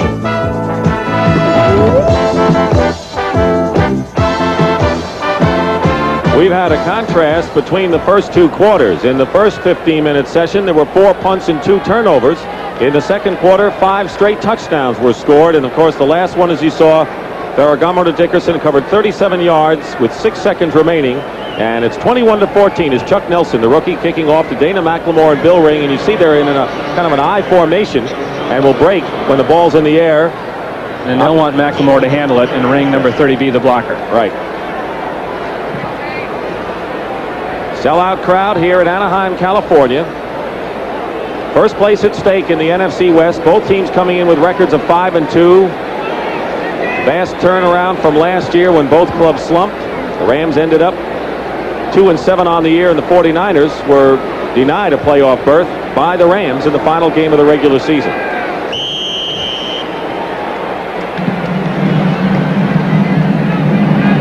Nelson with the second half kickoff, and it's heading over to McLemore at the 1. Former University of Hawaii star, head down, moves it out to the 25-yard line. Taking a look at halftime statistics, bit of a surprise that the Rams, and you talked about Ferragamo, would have the passing edge on the Niners. They do. I think it points out the fact that John Robinson, with the offensive line that he has at Los Angeles, can do just about anything, and that's the key to it. They are very good on the run, and that's proven because of what Dickerson has done right there. You see the comparison with Wendell Tyler's stats, but they also pass block very well for Ferragamo, who hasn't been under much pressure. So Joe Montana brings his team out, 1st and 10 at the 25. In motion is Freddie Solomon, and here's Wendell Tyler. Tyler up for a couple of yards. In last year's games, playing for the Rams against the 49ers, Tyler scored 5 touchdowns. He's stopped here by the nose tackle, Charles Desjardins. And I think they'll want him to get the ball a little bit more in the second half than he did in the first. Desjardins, who formerly played at San Diego, was a 17th round draft choice. He's in his 7th year. Second down and 6 at the 29.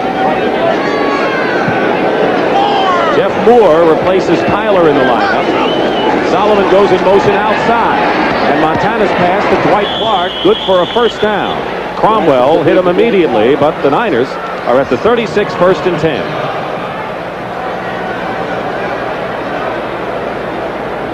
Clark on the outside. You see Solomon in motion. This is his range right in here. He goes down, finds an open spot. He doesn't have any set patterns to run. He kind of improvises his patterns on the way downfield depending on what the defense is playing and what they give him. And Montana waits for him to come open. 1st and 10 at the 36. Opening minute of this third quarter. Tyler replaces Moore again.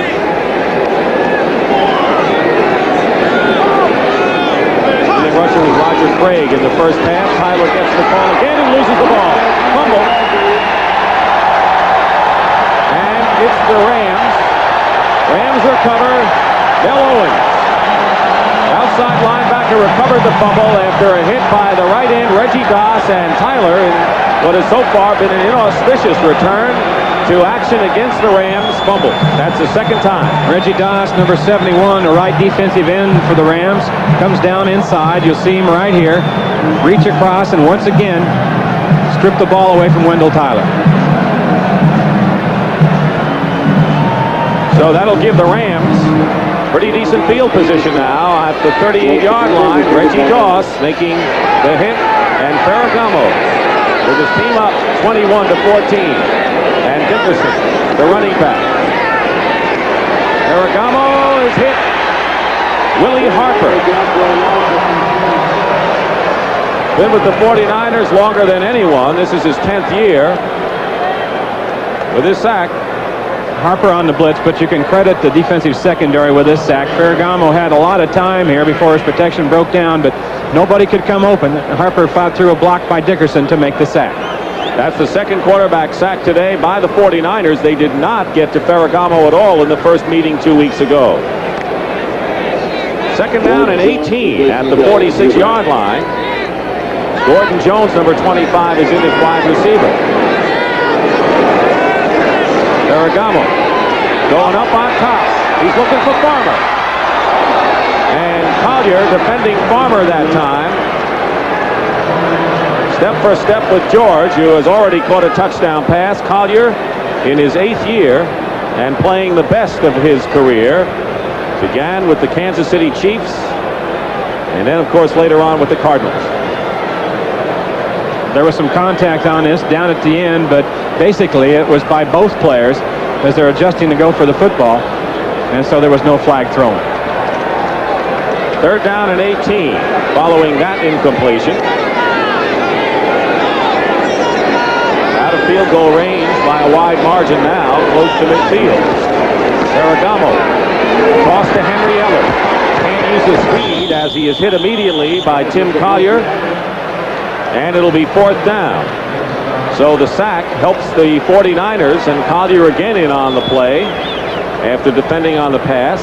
9-yard pickup, but it'll be fourth down, and Misko is in to punt for Los Angeles.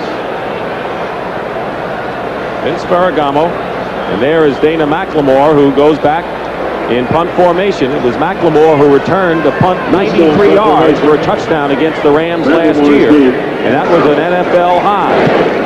Misko booms this kick, and it's headed for the end zone and into the end zone for a touchback.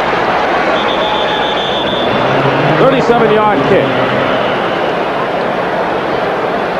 So each team has had a chance to handle the ball, and Wendell Tyler's fumble does not come back to haunt the 49ers, who will take over first and 10 on their own 20 when we return. Tyler acquired by the 49ers along with Cody Jones and a third-round pick for 2 draft choices back in there now. And on first down at the 20, play action pass. Montana past the line of scrimmage, has to run and dives forward and gets pretty good yardage as he moves out to the 26. George Andrews puts the stop on him and picks up some 6.5 yards on the play. Well, next Sunday, most of you will see an NFL doubleheader here on CBS. It all starts at 12:30 Eastern with the NFL Today, and then the first half of the doubleheader, these games. Dallas and Giants, most of the country. Tampa Bay, Pittsburgh, Minnesota, St. Louis, and New Orleans and Buffalo. And then the second half of the doubleheader, the LA Rams, who are trying to go 6-2 and take the lead in the west of the NFC against the Dolphins, who are tied for first in the Eastern Division of the AFC. Eric Dickerson waiting for his next turn. And Roger Craig ganged up trying to go off the left side. It was Jimmy Collins, inside linebacker. Freddie Solomon talking now to Bill Walsh. And they send in Freddie Solomon with the play. 11:39 remaining, third quarter, 21-14. The Rams lead the 49ers. Roger Craig has gained 45 yards and 8 carries. It'll be 3rd and 4 after a loss of a yard. Montana is 13 for 19 for 127 yards, and he's hit 10 of his last 11. Jeff Moore was in motion. Montana has time and hits Moore. Jeff Moore has a first down and knocked out of bounds by Leroy Irvin. So Jeff Moore, who returned against the Saints, had 3 touchdowns against the Rams last year. Had his best day ever in that first meeting. Moore was in motion, and then you'll see him run a short pattern underneath, left to right. There he is, open all the way across. That's the 49er passing game. Underneath the linebackers, that's always been their most productive patterns since Bill Walsh has taken over. Moore caught 8 passes for over 100 yards, his best day last year against LA. This was his first reception. It's a 1st and 10 for the 49ers on their 36. Freddie Solomon in motion. Montana trying to get away from DeJournay, chasing him, and Joe Montana is shy of a first down, I believe, by about 3 yards. But it was a smart run, and there's an example of why it's very hard to trap Montana and chase him out and really get some results. Well, as I've said so many times, it's so disheartening for a defense to have that happen to you. You've played the defense just about perfect. You get some pressure on the quarterback, and you have everybody covered back in the secondary, and yet a guy like Montana will roll out and pick up yardage on you, and you wonder, when you get back in the defensive huddle, what do I have to do? What can I do? Well, one of the things he's been working on is using his eyes more. With his new coach, Paul Hackett, that's, looking off at one side and coming back to the receiver right at the last instance. 2nd and 3 at the 43. Play action to Tyler, going up top to Clark and overthrown. Clark, the intended receiver, Eric Harris covering. It'll be 3rd down now and 3. Montana told us a couple weeks ago, we were sitting around chatting with him, Dick, and somebody asked him, well, do you think you have it made as an NFL quarterback, or, have you gone as far as you can go? And he said, no. He said, I don't think so. He said, I said, well, how will you know when you do? And he said, as soon as I see some of that Elway stuff. That's right. Meaning money. Yep. Well, that's what Dwight Hicks is looking for, I guess. That's why he's not on the scene. Dwight Hicks, who left the 49ers, want to remind you of that story on Friday and forcing Ronnie Lott to play the free safety position. Gary Jeter is in as a down lineman for the pass rush on 3rd and 3. Montana going up on top for Freddie Solomon, who makes it. Oh, almost made a terrific catch, and he did. He did, and he fumbled it, and then recovered it. Dick, the rule there is the ground cannot cause a fumble, so he had to have control of it by the time he hit the ground, or it would have been an incomplete pass. That was the ruling by the official, that he did have control before he hit the ground. Freddie is shaken up.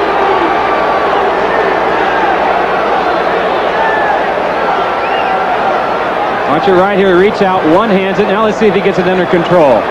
He brings it in. Uh-oh. Well, from this vantage point, it appears as if Solomon did not have possession. He did not have control.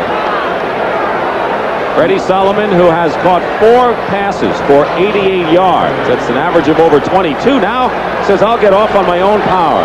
He is quite a battler. Solomon limping off the field, and I think that he's got a problem with that knee. He has been favoring it today and has not, even in motion, you've seen that Solomon has not been running in full stride. Look at peek at it again now as we have Freddie Solomon isolated for you. A great fingertip effort by reaching out and bringing this ball in under control, but the key here is, did he have control of it when he went down? And that vantage point again, it looks like he didn't. In from underneath. That was great for the 49ers. 300th career reception. Freddie Solomon, a fumble. Niners recover. And Roger Craig right on top of it. So 2 fumbles in a row is called by the officials. The first one was a fumble after the catch, and Craig alertly pounces on that one. So it'll be 2nd down and 12, a loss of 2 on the play. Ball at the 16-yard line of the Rams. 49ers offense not in sync last week. In fact, Joe Montana, for the 2nd straight week, did not throw a touchdown pass. He has, of course, thrown one to Dwight Clark today. 2nd and 12 at the 16. Montana up the middle, incomplete. Dwight Clark. Eric Harris defending. The post pattern, incomplete. It'll be 3rd down. It was an all-out blitz that time by the Rams. They brought the safeties, and that left the middle open. Clark ran the perfect pattern for it. Montana saw it extremely well, had it on the money, and number 87 is going to catch this ball a lot more times than he's going to drop it. 55 Ekron on the blitz, so are the safeties in there. Look in the middle there. Nobody there. Both safeties up in blitzing. It is 3rd and 12, 9:36 remaining in the 3rd quarter, 21-14. The Rams lead the 49ers, who are trying to tie it up here. 3rd and long yardage for Montana. He's chased, going to the 4-yard line. It's caught at the 4 by Ronaldo Nehemiah, and it's 1st and goal. It'll be 1st and goal for San Francisco. Nehemiah. The former sprinter takes it all the way across the field here, comes back. This has been his area. He drives the defenders off with his speed and stops and runs comeback patterns, and think he hasn't learned the pro game? Keeping those feet in bounds. His only touchdown reception of his brief career was against these Rams last year, a 29-yard touchdown catch. He didn't receive one against New Orleans. He now has 11 this year after catching 8 in his first campaign. It was good for 12 yards. First and goal at the 4 for San Francisco. Trying to tie this game. Bill Ring and Roger Craig are the setback. In motion is Mike Wilson. And the pitch to Roger Craig. Head down. And Carl Eckern, who made a host of tackles the first time they played, stops him along with George Andrews. He makes some of the big hits. Number 55 Eckern does. He was leading his team in tackling coming into the game. A real hard worker. Doesn't have, the most ability of any linebacker in the league, but works as hard as the game as anyone. When we were at the Rams offices the other day, he came in after practice and was looking for game film. And he's the one in charge of making sure the rookies are prepared. And he learned that from Hacksaw Reynolds when Reynolds was with the Rams. Role models. Exactly. Second and goal at the 4. Bill Ring, stop. It'll be third and goal at the 3-yard line.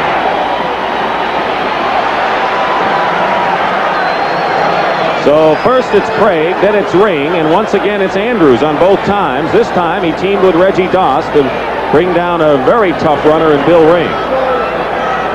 Third and 3. Critical play calling situation here, and Bill Walsh criticized himself the last couple of weeks with his play calling selection. He said that perhaps he's gotten a little bit too conservative. We'll see what he comes up with this one. This is perhaps the big play of this ball game to this point. John Robinson had been conservative at USC. Not so much today. Craig and Moore are the backs. Moore's a good receiver. Montana going to Moore. Clark has it. Penalty marker down. Touchdown. Dwight Clark, the short receiver. And let's see what the penalty is. It's an important one. And it's against San Francisco. It'll nullify the touchdown.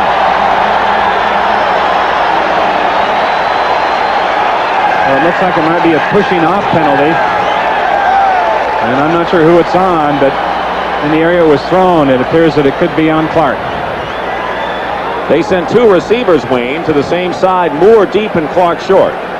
I don't think there was a situation over there where they ran a pick like in basketball, which is also illegal. I think it was just a push off. We'll get it. Pass interference. Number 87 of the offense. Still third down. Make it third down and 13. And the ball is now set back to the 13-yard line. Third and goal. With very few penalties in this game, the 49ers have all of them. 3 for 20 yards. Rams, penalty-free contest. Montana in trouble. Johnny Johnson with a safety blitz. And it's fourth down.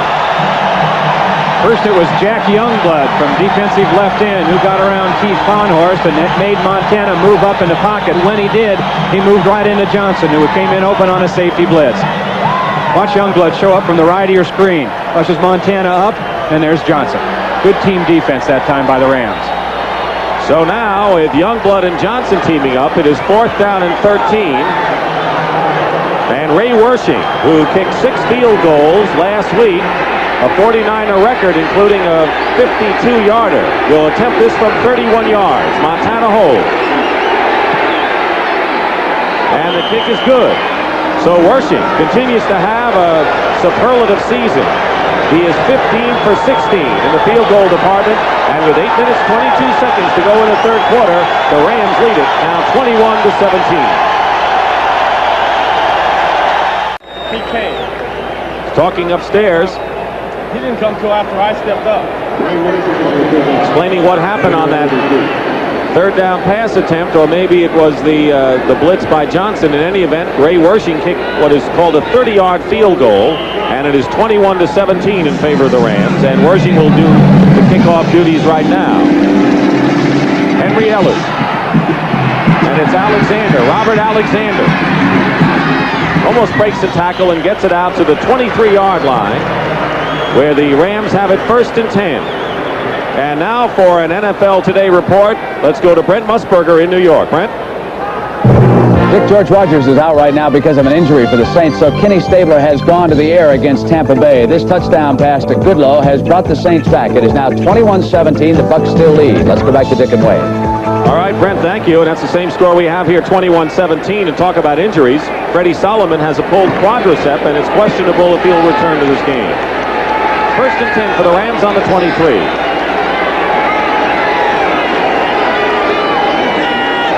In motion, the U-back, and he's blocking up ahead for Eric Dickerson. Fred Dean had him from behind, and Dickerson, who gained 64 yards last week, now has just about 70 yards rushing, make it 71 so far today, and another 37 receiving. It's an amazing back in a way that when you look down there on that play, you think that the 49ers did a pretty good job of defense, and yet he picked up 5 yards.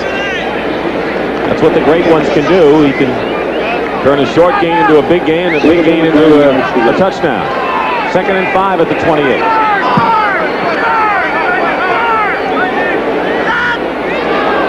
Here comes Denard in motion. Play action, they go the other way. George Farmer on a wide receiver screen. He's in trouble and down at the 30-yard line. He'll pick up a couple of yards, however. Lawrence Pillars, defensive left end, makes the stop on Farmer, who caught a touchdown pass earlier, 13 yards, and actually the first score of the game. We had a scoreless first quarter and a lot of points in the second. Pillars, who made the play going off, has good speed to get out there in the flat. As you just saw, he was drafted as a linebacker originally by the New York Jets. Jim Stuckey replaces him as you see the Pittsburgh score. 3rd down conversion so far. The Rams have made good on 3 of 7. 3rd and 3 at the 30. David Hill moves, and Eric Dickerson finds a hole. Awfully close. It's going to be close as to whether Dickerson picked up the first down, and closing fast, Jim Stuckey and Dwayne Board, and a little help from Ronnie Lott. You want to know, we've been talking about the U-back, the man in motion all the time in the Rams offense. It's David Hill right here. Here's what he does on this play. Across the formation, the ball is snapped, and then he's in on a block right there on Keena Turner as Dickerson cuts it in behind him. And this is one of the ever popular, what our colleague John Madden says, how they place the ball down, left foot or right foot. Right. For this one. They're going to measure, and Stuckey and Board are both down for the moment, and it's Jim Stuckey who comes off the field with a little bit of help. Former #1 draft pick out of Clemson, who's been nagged by injuries last year. Dickerson made it. First down Rams. Stuckey being tended to over the sideline.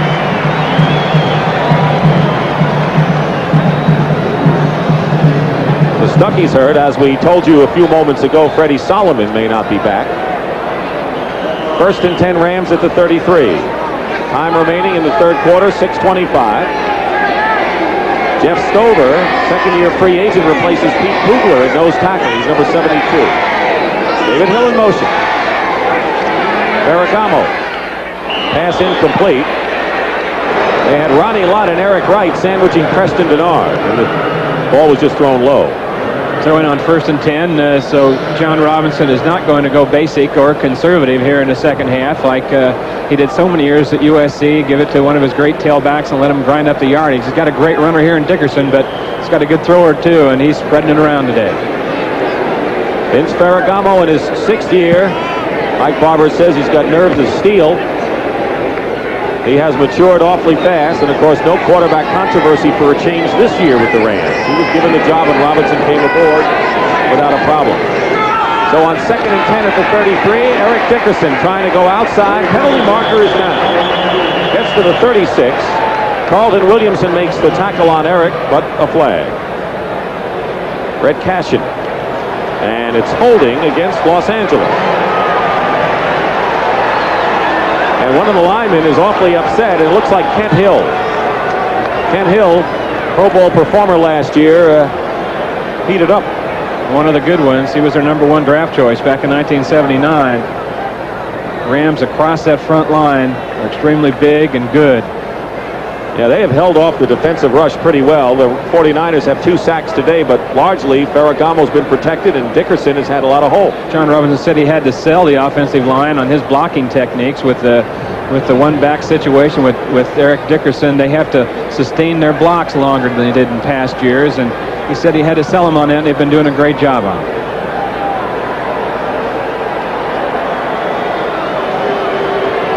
They're going to bring it back to the 24-yard line. Holding during the run, number 72 of the offense, still second down. Well, you knew it was Ken Hill. It is still second down, 2nd and 19, and Jim Stuckey getting a breather. Apparently is all right with ice on his neck. Kind of warm down there on the field. Weather had been more seasonable, but it got hot the last couple of days in Southern California. And the 24, 2nd and 19. Nickel defense in there for the 49ers. Ferragamo's pass, incomplete, penalty marker down again. They were going for George Farmer. And another flag. Collier defending. And this one also appears to be against the Rams. It is. And Mike Barber is upset.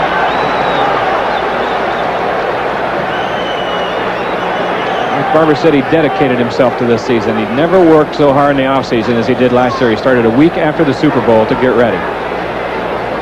Paid dividends for him. So all of a sudden, the Rams, who did not have a penalty until most of this third quarter had been history, now hit with 2 in a row. And we have 6:02 remaining in the third. It's 21-17 if you've joined us late. Scoreless first quarter. 35 points scored in the second with the Rams leading by 7, and Wersching's field goal makes it 21-17. Pass interference, number 86 on the offense, still second down. And no secret as to who the guilty party was there. Pass interference the call. Now you got 2 guys mad over there, Barber and Hill. And Ronnie Lott's been mad the last 2 plays. And he just plays angry. So as you see, he replaced Dwight Hicks as captain. Ronnie Lott, left cornerback. Been strong safety last week with the injuries to Williamson and Rick Jervis. And now Williamson back, and he's got to play free safety. Is he valuable? Second down and 29. Back on the 14th and 14-yard line. A draw play to Dickerson. And Eric brings it out to the 25. Good call in that situation.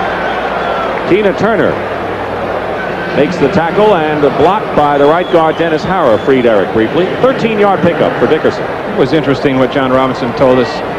Dick, you can create an environment for a running back, and he's done that for Dickerson. And one of the first things he did was trade Wendell Tyler. And the reason he traded Wendell Tyler, he didn't want 2 good running backs around and wanted to go with Dickerson. He said if you have 2 guys like that, half the team's going to like one guy, half the team's going to like the other guy. Let's create a good environment for the rookie. And they certainly have done that. 3rd and 17 at the 26. Ferragamo passes to Mike Barber. And he may have a first down at the 43-yard line, and he does. Mike Barber, Tina Turner, and Carlton Williamson make the stop, and it is an LA first down.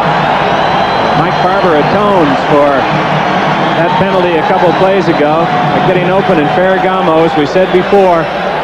In this range, the 15 to 25-yard range, nobody throws it better. This ball is right on the shelf. And he spotted Barber running against the linebacker, Keena Turner. And they're going to have to measure. 5 catches for 73 yards for Mike Barber.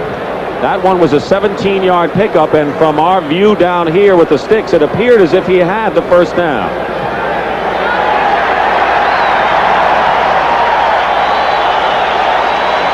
By a couple of lengths of the football. Jim Stuckey, who was injured before, has a pinched nerve in his neck, and he should return. Ferragamo now has completed 16 of 21 passes, a very fine percentage afternoon, 202 yards, and has thrown 3 touchdown passes. Good day again for Ferragamo. 1st and 10 at the 44. 4th 43 remaining in the third quarter, and here's Dickerson looking for a hole. Jukes forward to the 48-yard line. Really, everyone you talk to says that Eric Dickerson just may be the best running back ever to play the game. Of course, that's a pretty hefty order. prediction at this stage, but it comes from a lot of people who know. Well, they've got him listed at 218 pounds, and you get close to him and stand by him and see him out on the practice field, and he's closer to 230. He's averaged over 121 yards a game, which says enough. 2nd and 5, just shy of midfield for the Rams. They lead 21-17, 4 minutes to go in the third quarter. Mike Gouman in motion. And here's Dickerson. Look at Dickerson's move to the outside. And he puts an arm in the face of Ronnie Lott, has the first down. Tim Collier makes the tackle, and Dickerson says, you may be a physical defensive back, but I can handle it. Is he ever? Look at the end of this run, and they talk about how he finishes a run, and you'll see what they mean. Collier and Lott will both show. Now, this is just a great move right here, and he uses his speed to get outside. Willie Harper, 59, waves at him. Now, watch him play Lott off with a straight arm, but look what he does to Tim Collier with his helmet. A 10-yard pickup for Dickerson, and I think Ronnie Lott has made this a personal challenge against Dickerson today. He said yesterday, Lott did when we talked to him, he said, if Dickerson gets in the secondary, I'm going after him, and I'm not going after his ankles. That's right. And he hasn't. 1st and 10 now at the San Francisco 41-yard line.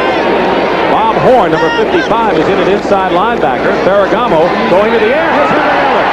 And Ellard almost got past Williamson, and he would have been off for a touchdown.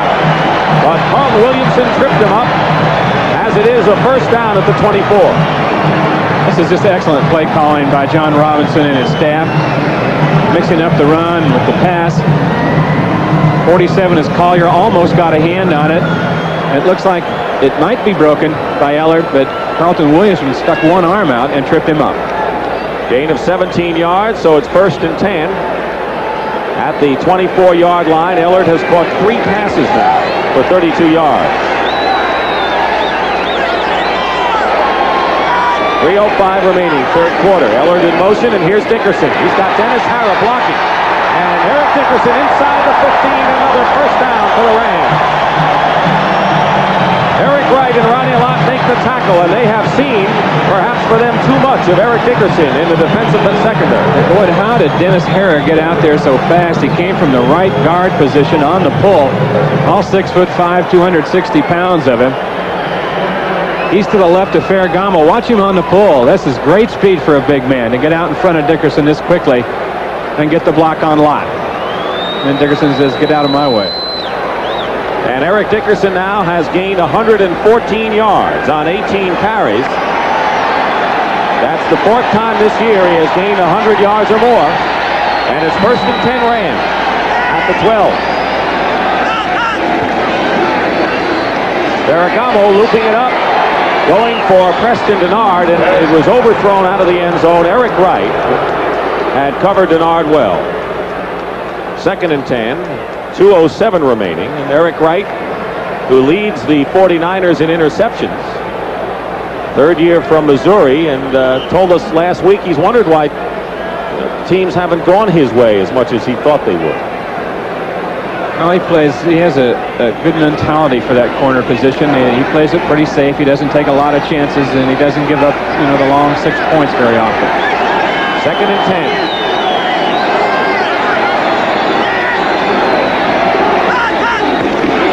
Flip to Dickerson, and he's stopped in the middle, maybe a yard. Ronnie Lott forcing the play, and a good one. Here's why he's so valuable. Anywhere you line him up, Ronnie Lott at free safety here now. He can range. He makes the read here, comes in and gets the hit on Dickerson along with Bob Horn, the inside linebacker, who made a good play. Lott did not play because of the injured ankle against the Rams 2 weeks ago. And there are a lot of players, Tyler coming back to the Rams, Hacksaw Reynolds, but people like Ricky Ellison and Ronnie Lott, who played at USC under John Robinson, this game means a lot to. 3rd and 9 at the 11-yard line with less than a minute and a half to go in the third quarter. And Ferragamo's going to call a timeout.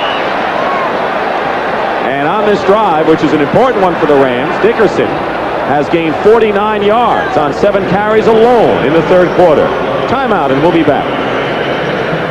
A lot of things under that face mask, including a pair of glasses, makes people remind him of Chuck Muncie. And, of course, a lot of people have said he's similar to Muncie in some respects, O.J. Simpson and others. think he's just going to be known as Eric Dickerson. Tricky Dick, he likes to be called. Right. That's true. That's no joke.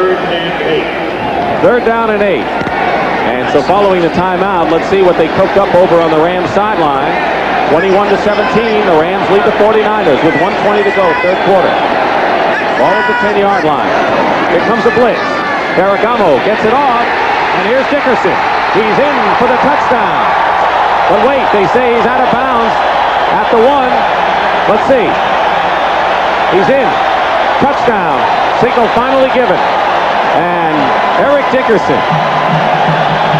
with terrific speed after the catch, has his second touchdown receiving of the game. But credit Ferragamo with a great throw. Safety blitz that time. Ronnie Lott was in his face. He held to the last minute.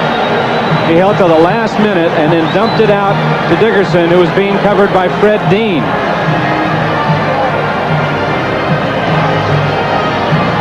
So they took a chance on the blitz, and Ferragamo made him pay for it by putting Dickerson on Dean.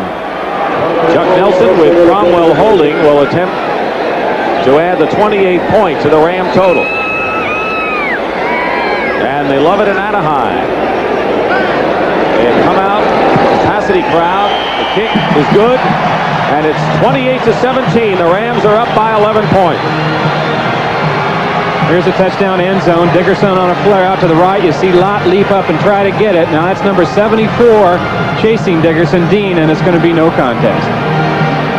And the biggest lead in the game for either team. The Rams have it 28-17. Here's Lott.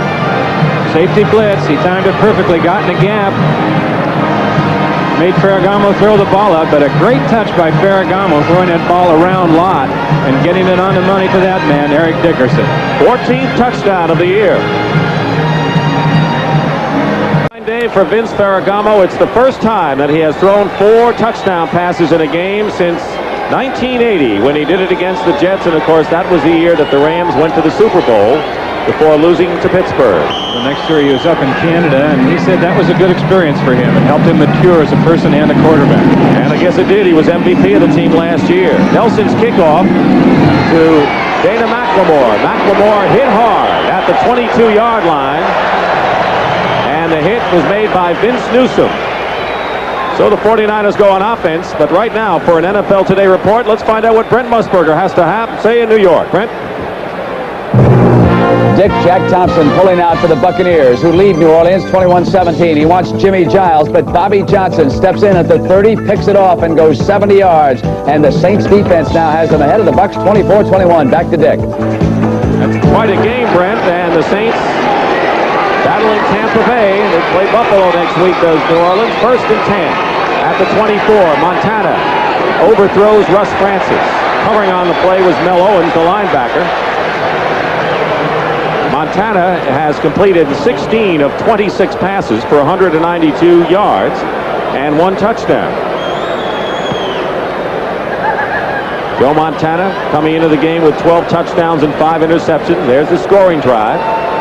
They fought off 2 penalties that had them deep in their own territory on that drive. 1:01 remaining in the third quarter. 2nd and 10 at the 24. Motion is Nehemiah. He's caught a pass today. Montana swings it out, incomplete for Roger Craig. It's 3rd and 10. Carl Eckern defending on the play, and right now the 49ers offense has just stopped dead in its tracks. The Rams took their short game away from them a couple of weeks ago, and they're doing a pretty good job at it today. The Rams lead the series between these teams 43-22, and they won 10 straight. In the years 1970 to 75, San Francisco won a couple, and then the Rams won the next 9. It's been their series. 3rd and 10 at the 24. Flips it inside to Wendell Tyler, and Wendell Tyler has a first down at the 39-yard line. So an inside toss to Tyler. Johnson and Cromwell, the safeties, make the stop, and the rally stays alive. A guy by the name of Cactus Jack Curtis designed that play back at Utah. It was called the Utah Draw. Lee Groscup used it early. Just a little flip forward right there. It's like a draw play, only it's a toss instead of a handoff. It's nice that you gave Utah credit for that. I thought Idaho would go into the win column for that play. We stopped it, but they used it. P.S., right? First and 10 at the 40 for San Francisco. Russ Francis in motion. 16 seconds to go in the third quarter. Montana drills it. It's caught by Nehemiah. So Nehemiah has made 2 tough catches. This good for 9 yards. And that should be the last play of the third quarter. And there's an injured 49er back near the line of scrimmage. It's Fred Quillen, the center. And the clock stops 1 second showing.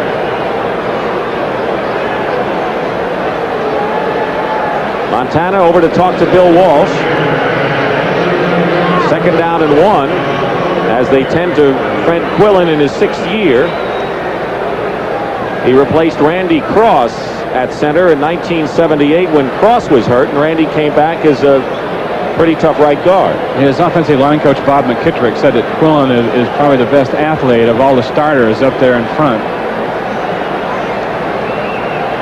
As you see the coach and the quarterback, you know, Bill Walsh has a attack list that he starts the game with, a list of 20 to 25 plays that he goes right down the list and uses. And it's hard to get a tendency on the 49ers. They use them in some situations just to see what kind of defense it's going to bring from the opposing team. And they'll file that and then come back later in the game hoping to get the same defense and take advantage of it. Quillen will be helped off the field, and there's a new center in the game, and he took a couple of practice snaps. The backup center is Jesse Sapolo, and Quillen looks like he's banged up pretty well.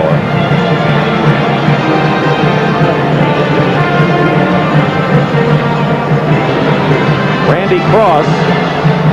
There's Jesse Sapolo, 11th round draft choice from Hawaii.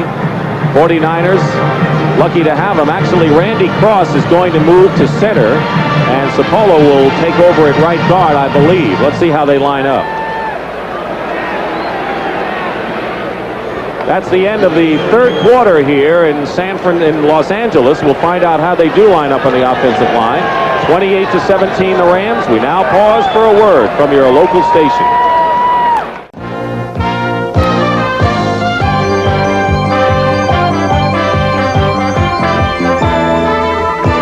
CBS Sports coverage of the National Football League is sponsored by Cadillac Motor Car Division and your Cadillac dealer. And by K-Care, where quality automotive parts and service are Kmart priced. Start of the fourth quarter, Dick Stockton and Wayne Walker here in Anaheim Stadium in Los Angeles. The Rams lead the 49ers 28-17. It'll be second down and 1 for San Francisco, just shy of midfield. Randy Cross is the center, Jesse Sapolo the right guard, with Fred Quillen out of there. Play action pass. Montana gets rid of it in a hurry, and a great rush. Looks like Reggie Doss came in from right end, and it'll be third and 1. There's Fred Quillen. He has a sprained knee and may not be back. 49ers wear a special knee braces. Their offensive and defensive linemen all do. It's required, both left and right. Penalty marker down lane. And it was against the Niners. And those knee braces, they feel, have helped them escape some injury this year. Keith Fahnhorst said after one game he took his off and it was all bent and mangled. And he said that would have been my knee if I had had that knee brace. He's had an ankle brace, hasn't he? Yeah, ankle. There you see the bulges there on the outside of Fahnhorst's leg. That's the special knee brace that was designed by the trainer of the L.A. Raiders. Walking downfield before the ball was thrown. Offensive pass interference. Number 68 on the offense. It's still second down. Ball is against John Ayers, so it is still second down. It is second and 11, however, at the 39-yard line. They're the penalty story. Not too many today. Second and 11 at the 39. Roger Craig is the running back. Montana on a passing down. Goes to Craig. And Roger Craig breaks the tackle. And Roger Craig has it to the 37-yard line of the Rams and a first down. Nolan Cromwell makes the stop. And you'll see a good block by Jeff Moore, the running back, to free Roger. One of the questions that always needs to be answered when a running back comes out of Oklahoma or Nebraska like Roger Craig is can he catch the ball? And the 49ers found out right away that Roger Craig has good hands. And you see right there a good tough runner as he headed right upfield with it. So with Craig, who picked up 23 yards on that play, and Tyler, the 49ers have certainly bolstered their backfield. 1st and 10 at the 38. They take a draw play.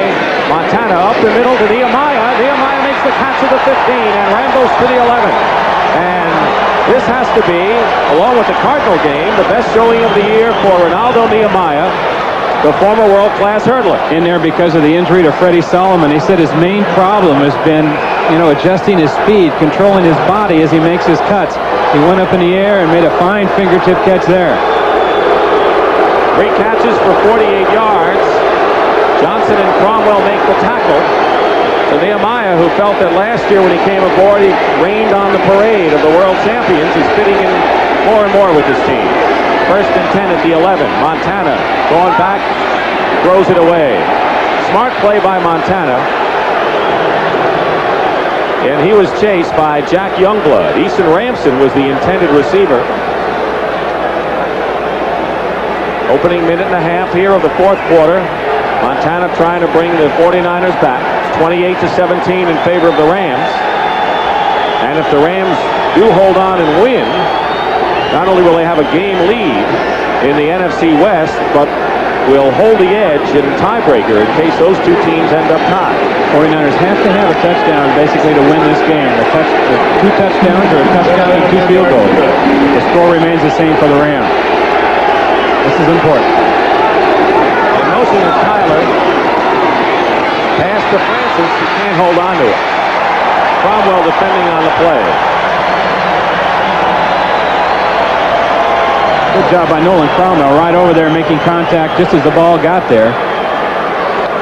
And Francis couldn't hold on. Last 9 plays have been passes, and Montana has had 10 different receivers today. Nehemiah has caught 3 for 48. Clark and Solomon with 4 catches each lead the parade.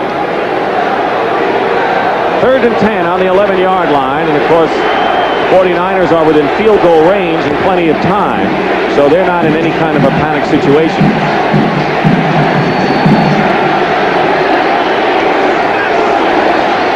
Fake. Montana up the middle. Touchdown Nehemiah.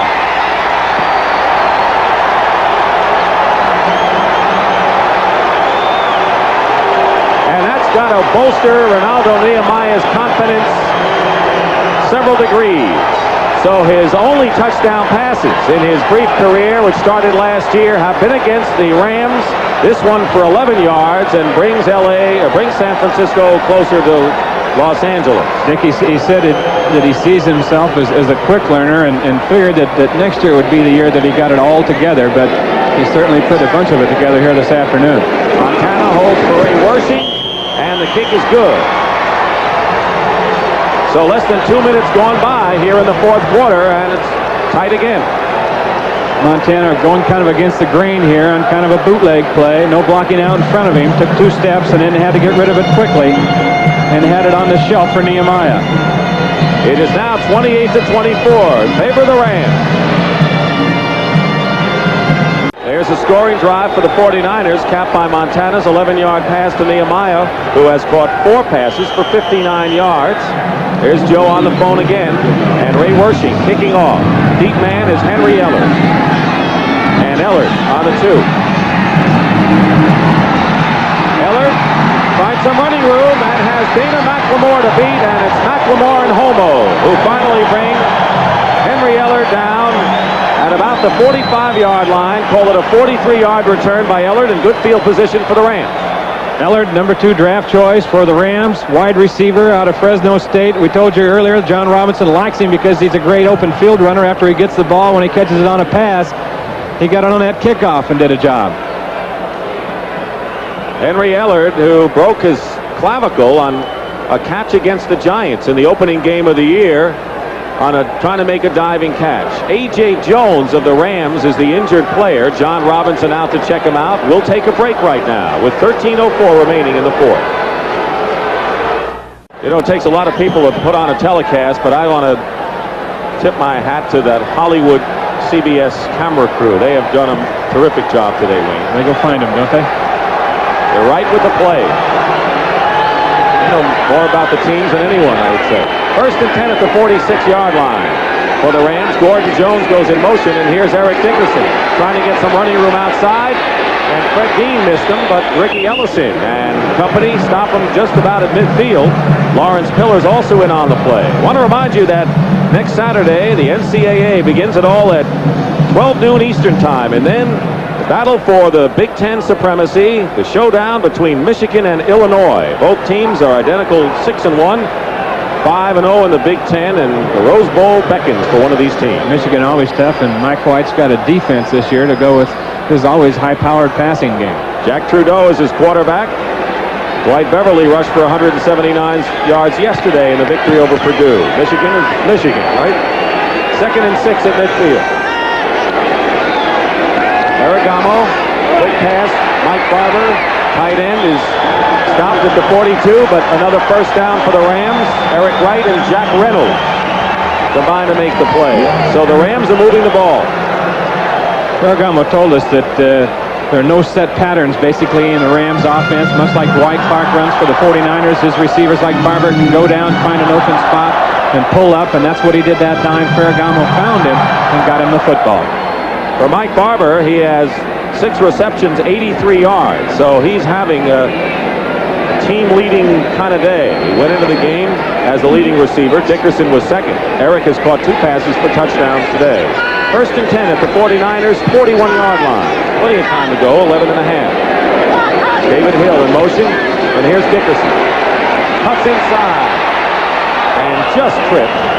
Moves to the 35-yard line. He picks up 7 yards by accident when he carries the ball. A great runner. Carlton Williamson did the tripping. His coach says that he'll take a 1-yard loss and turn it into a 4-yard gain, or a 4-yard gain into a 9-yard gain, and you see why. Look at that stop and cut. Only the great ones do that. They can cut either direction off either leg. So Dickerson now has gained 126 yards in 21 carries, and you see what the 49er rushing story is. Tyler has picked up 31 yards in his first appearance against his former club. 2nd and 4 at the 35. Rams are moving.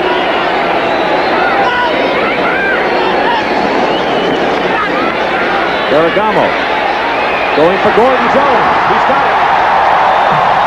At the 15. Collier the tackle. A 20-yard pickup and a first down for the Rams. I think the Ram offensive line is just doing a great job for Ferragamo. The 49ers blitzed that time. They had Keena Turner coming from the outside, but the Rams picked it up, and look at that pocket around Ferragamo. Plenty of time for him to read and step forward and make a good, strong throw.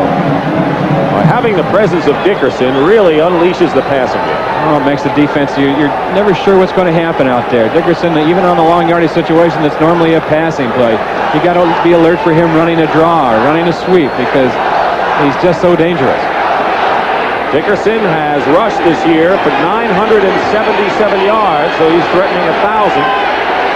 Ferragamo 20 of 26, 4 touchdown passes. Here's Dickerson, and Dickerson is caught behind by Carlton Williamson. And what a game Williamson is playing on his return, coming back from the broken leg suffered in preseason. He has spent a lot of time in the Rams backfield. He's going to be a stiff and sore young man tomorrow too, because he's had a lot of contact out there. Safety blitz that time. Both Ronnie Lott and Williamson blitzed, and Williamson from the strong safety made the stop. Carlton Williamson in his 3rd year out of the University of Pittsburgh. He had 3 interceptions in the Super Bowl season 2 years ago. Vince Ferragamo leading the charge, 2nd and 12 now at the 17. 28-24, the Rams lead the Niners. Ferragamo goes up top to Barber, touchdown!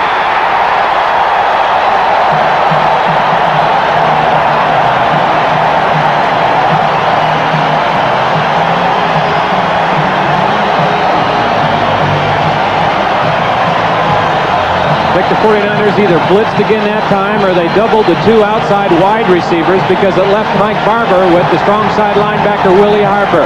Man for man down the middle of the field and deep with no help, and Ferragamo spotted immediately. Ferragamo's having a great afternoon, not only throwing the ball, but getting into the right person.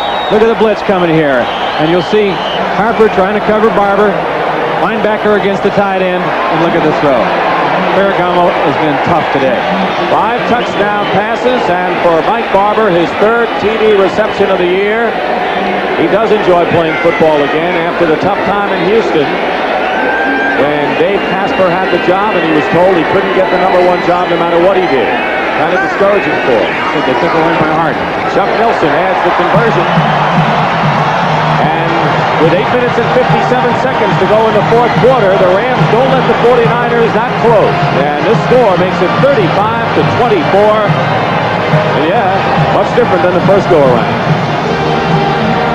Ferragamo ties a record that he held along with several others. He threw 5 against the Saints 3 years ago, and the others who have thrown 5 touchdown passes for the Rams, Roman Gabriel, Bob Waterfield, and Norm Van Brocklin did it twice. Not a bad list. Dana McLemore, a yard in the end zone. Hit hard at the 15-yard line. Howard Carson makes the stop. So the Rams put the 49ers in not real good field position here as we take a look at the LA scoring drive. 8 minutes 48 seconds remain in the 4th quarter. It's 35-24. Bill Walsh to the drawing board. Probably planning ahead. Probably planning the next play. Joe Montana has completed 21, now 34 for 278 yards. He has 2 touchdown passes today. They're on the 16. Montana can't find a receiver. Now he does. It's Nehemiah, and he'll have to settle for a short gain of about 5 yards. So you can credit the Rams defense there. Reminder, next Saturday, the NBA returns to CBS. The debut of Ralph Sampson, the 3-time College Player of the Year of Virginia, in his very first NBA game against Artis Gilmore and the San Antonio Spurs. People already, before he's played the game, are questioning his stamina and strength, and they'll get that answered because he's playing against a strong guy. He sure is, and of course I'll be in Houston along with the newest member of the CBS Sports family, former Celtic great Tommy Heinsohn. Next Saturday, 3:45 Eastern, right here on CBS. 2nd down and 4. Roger Craig fights his way to the 30-yard line and has a first down for San Francisco. The 2 inside linebackers, Jim Collins and Carl Eckern, make the stop.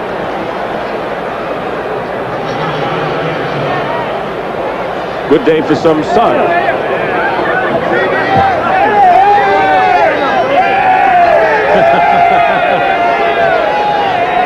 He's got that Rams cap that's covering just about his whole face. He's having a good time, and most of the fans here, this capacity crowd, sell out. 1st and 10 at the 31. Montana looking for Mike Wilson, and Wilson out of bounds into LA territory at the 46-yard line. Nolan Cromwell knocked him out of bounds. So 2 passes, and Wilson has a first. Mike Wilson gets most of his playing time coming in and relieving Dwight Clark. About Clark's size with great speed. He has 1 touchdown reception each of the last 2 years. Last year was against this team. Montana moving at 1st and 10 now at the Ram 46. 7:57 on the clock. 35-24. The Rams lead. Jeff Moore in the backfield with Roger Craig. Nehemiah goes in motion. And wide open is Dwight Clark. Touchdown. He split the defense. He split Irvin and Johnny Johnson. 46-yard play. 2nd touchdown hookup today for Joe Montana and Dwight Clark. You know, they say he doesn't have a lot of speed, and he really fools you with his speed. He ran a 4.5 40 in one of the mini camps this year, and that's running extremely well for a guy his size. Big long stride, and the thing about him is that he's running just as fast now as he was in the 1st quarter. He has great stamina towards the end of a ball game. He has 5 catches, Wayne, but 2 of them have been for scores today. He's been productive. Ray Wersching with Montana holding, and it's now a 35-31 game. Rams still lead, but the Niners hang in there. This was a zone defense by the Rams, and Clark just ran a straight pattern from a slot back position straight down the field. Montana didn't look anywhere else. put it right on the money. Johnson is the free safety, and you know what kind of speed he's got. Leroy Irvin also, but they couldn't catch up with the big guy. Well, the last 5 games between these two teams has been decided by 6 points or less, and this one is heading in the same direction. Always seems to make a phone call after one of those touchdown passes. Running out of dimes pretty soon, probably. Huh? Hope it was collect. Ray Wersching will kick off. Henry Ellard is back there. It's 35-31. Ellard with a good return the last time. 43 yards. And he moves over, and it is Alexander. Robert Alexander turns around, fumbles the ball. And the Rams recover, but back at the 6. That could have been high danger for the LA Rams. They recover the ball, but they're way back. This is going to be follow the bouncing ball on this one. Now, Jeff Stover, number 72, the big nose tackle, will be one of the first people that show up down there. Robert Alexander with the football. Look at 72 right here. Gets him to change direction. People come over. McLemore reaches in and swats the ball out. And then it's a scramble. And the Rams dodged one. Vince Ferragamo has 5 touchdown passes, but has to start this drive from his own 8-yard line. 7 minutes, 37 seconds remaining in the fourth quarter. Rams 35, 49ers 31 in what has been a terrific football game between two teams fighting for first place in the NFC West. Ferragamo, the pass to get out of trouble. Incomplete. Intended for George Farmer. Well, it's been a sobering day indeed with the tragic events in Lebanon, and tonight CBS News will present a special report with Dan Rather on the situation in Beirut, Lebanon. That's tonight at 11 o'clock Eastern and Pacific, 10 p.m. Central on CBS.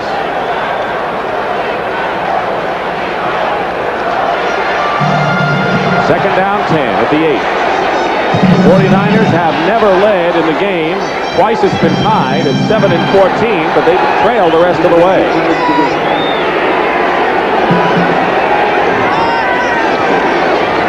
Here's Dickerson, hit at the 10. And it looked as if the 49ers were primed for that one, Wayne. Bob Horn, the inside linebacker, read it well, stepped in, got an arm on Dickerson, then Lott came in and cleaned up. Brett Quillen, the center, who hasn't come back to action after hurting his knee. Basically, the 49er offensive line has been healthy this year. Far cry from last season. It's 3rd and 8 at the 10-yard line. Brett Dean is in, and the nickel package for the 49ers. Under 7 minutes remaining, fourth quarter. Pressure on Ferragamo, and he's trapped. It'll be a safety. And no, now they say it may be a touchdown, and it is. Dwayne Board stole the ball from Ferragamo, and it's a San Francisco touchdown. Amazing turn of events here for the Rams and the 49ers. A big rush on Ferragamo that time by several people. Dean was lined up. He went from the outside. Jeff Stover, Dwayne Board. I think Stuckey was back there also. Let's see how it happened. 72 is Stover right there. 76 is Board, and he has the football before he hits the ground. He did take it away. Stover showed up first, and then Board came in and burglarized Ferragamo. That's got to be the most obvious case of daylight robbery we have seen in the NFL in some time. I've never seen a play like that. I played 15 years and been looking at pro football for 10 years since that. That's 25 years. I have never seen anything close to that in the end zone. You get it down the field sometime when people are running, but not like that. Wersching, kick is good. So all of a sudden, the 49ers have their first lead in the game. And there's the man, Dwayne Board, in his 4th year, who took the ball away from Vince Ferragamo. A fumble recovery for a touchdown. Board is number 76. He's at the right of your screen. He's out of it now, but he'll come into the picture in just a moment. Stover is up the middle, and there's Board, wrestles it away from Ferragamo for the 6 points. What an effort. 38-35, San Francisco leading for the first time. Would you believe that there was no score after the first quarter of this game? But we've had a lot of points since then. 6:40 remaining in the fourth quarter. We'll be back. 2 weeks ago, these teams played a defensive struggle. 10-7 the final score, 17 points total. Right now, 73 points have been scored, and we still have 6:40 remaining in the fourth quarter. But maybe more to come. Why not? Why should things be different? Wersching kicking off Ellard. 2 yards in the end zone. And McLemore hits Ellard at the 11-yard line. Good coverage by San Francisco, an aroused team, particularly on defense and the special teams right now. It's a very key possession right here now for the Rams after being stunned by that. I guess you call it a fumble recovery in the end zone. What it is. Well, tonight on CBS, stay tuned for 60 minutes, followed by Alice, One Day at a Time, the Jefferson. And our favorite Goodnight Beantown. Of course, and finishing off with Trapper John MD tonight on CBS. I said very important. They have to get the ball downfield and in field goal range. They would turn it over to the 49ers. With less than 5 minutes left, there's a possibility the Niners could run out the clock on them. You know, there are a lot of 49er fans in the crowd. Real old-time rivalry in the stands. One of the long-time ones in the NFL. These two West Coast teams. 1st and 10 at the 12 for L.A.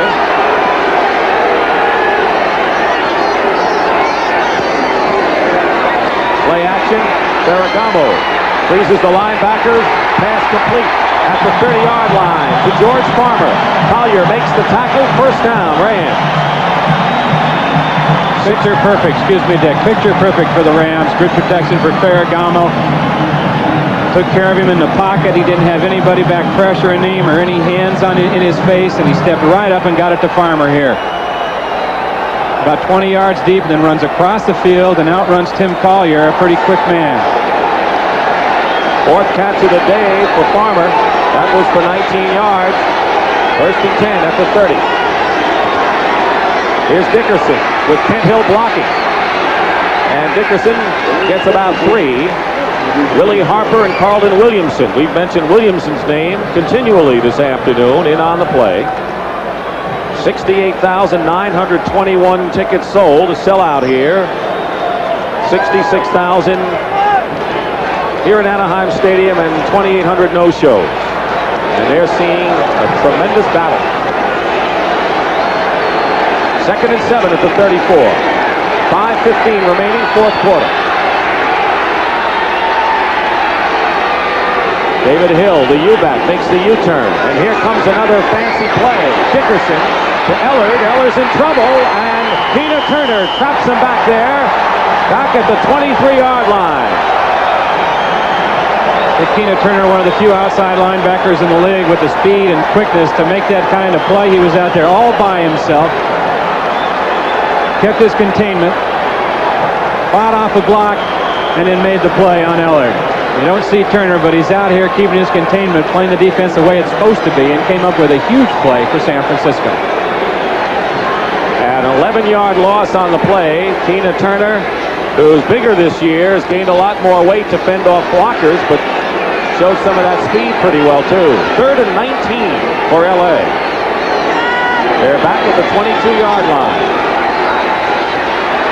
Going up top, long pass hanging in the air, and Henry Ellard had it and dropped it, I believe. He had it and dropped it, despite the fact that Collier and Williamson were right on top of him. It looked for a while like Ellard would make the catch because Tim Collier had not seen the ball in the air as they turned around. But Carlton Williamson, number 27, would come over and basically make the save on it.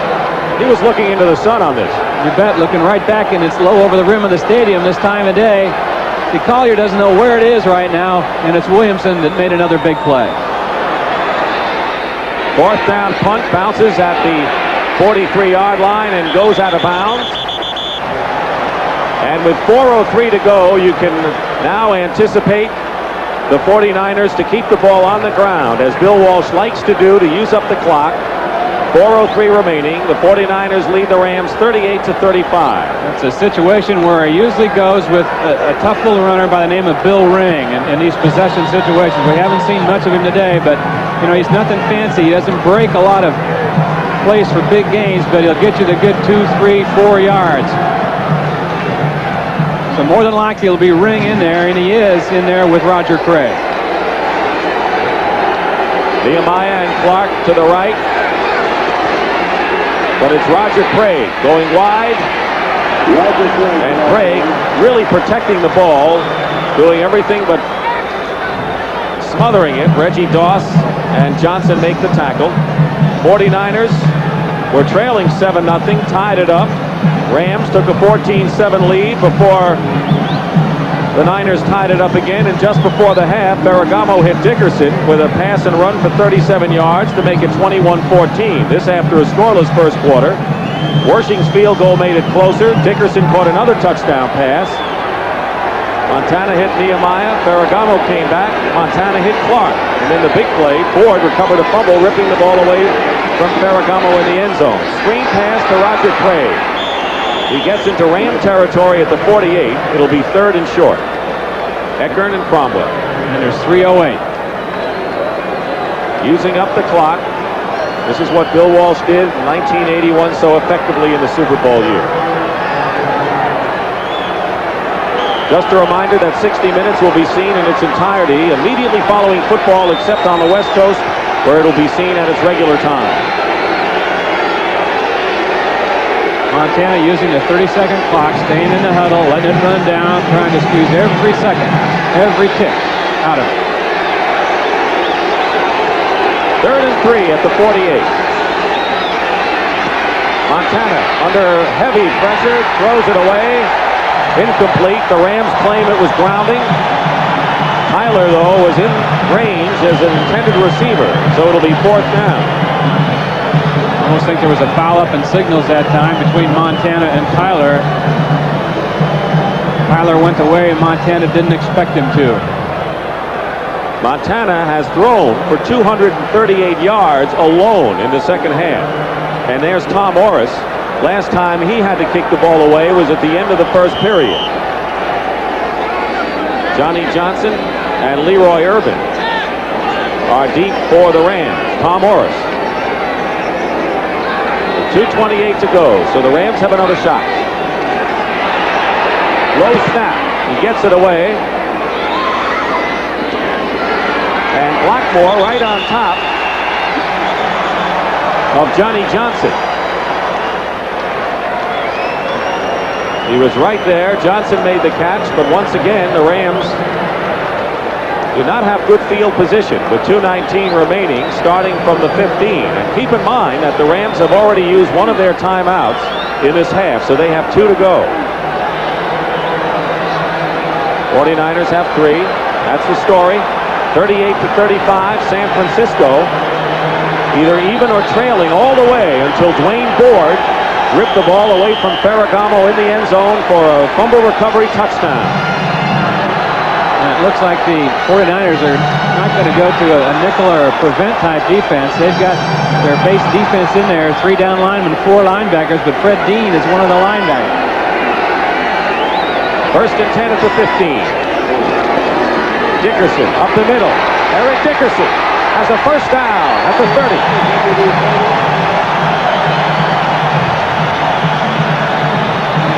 Willie Harper and Tim Collier make the tackle.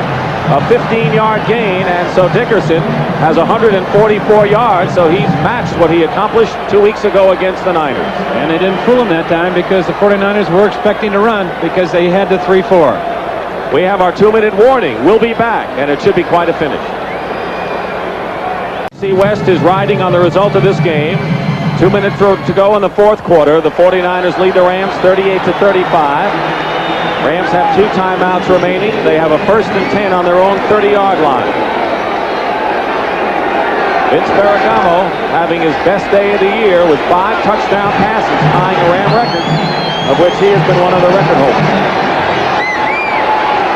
Ferragamo fires, picked off, intercepted by Willie Harper. And Harper down the sidelines, may go all the way. And he's knocked out of bounds and stopped inside the 10. By Ferragamo, the quarterback. And the veteran linebacker Harper hanging in there, coming up with a big play at the end of the ball game. Didn't get down on himself. He was victimized by Ferragamo and Mike Barber earlier in the game, but Made a big one right here. A blitz this time. See the inside linebacker Horn coming from the left. Good protection, though, for Ferragamo. Harper with a great drop. He's about 12-15 yards deep in the secondary, helping out his cornerback. An excellent effort by Willie Harper. Get back in line of that Vince Ferragamo pass. A 37-yard return for Willie Harper, his first interception of the year. The 14th by the San Francisco defense.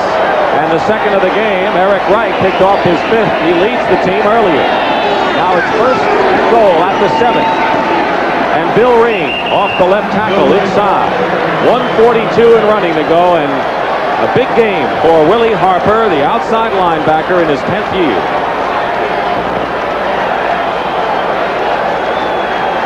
Here it is again, Harper. You'll see his shadow right here coming into the picture because he made a good drop, as I mentioned. Very critical for a linebacker to get back and in those hook zones and help out the cornerbacks and the safeties, and he made a pretty good run here. Ferragamo came over and made the save. His 3rd career interception in 10 years for Willie Harper. 2nd and goal at the 4. Bill Ring again.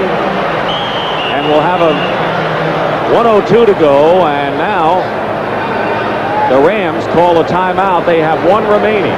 So the veteran Willie Harper quieting down the crowd. 1:02 to go. It'll be 3rd down and about a yard. John Robinson's team has been in every game this year, just about. 5 of the games, in fact now make it 6 out of 8, decided in the closing minutes.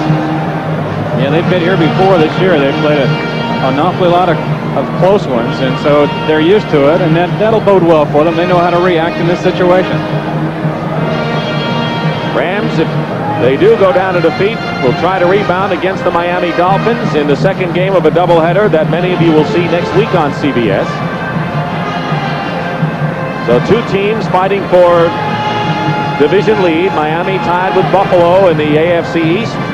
The Rams, if this result stays, will be a game behind the 49ers in the NFC West. The 49ers next week will play host to the New York Jets, and they have 2 games coming up against the Jets in Miami from the AFC.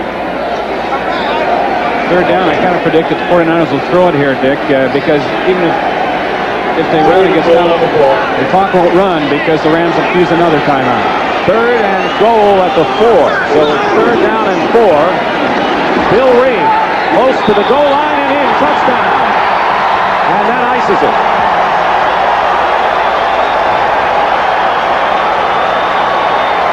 First touchdown of the year for Bill Ring. Bill Ring, the situation player that we told you about. You see it from the ground level. Randy Cross is in there. Jesse Sapolo, the right guard. John Ayers on a pull. Makes the block right there on Nolan Cromwell at the 1. And Ring fell over both of them into the end zone. A good pull by Ayers, number 68. So Bill Ring, who's the living example of persistence with tryouts with the Raiders, the Pittsburgh Steelers, the Canadian League, sticking with the Rams, makes it 44-35, and Ray Wersching adds the 45th point.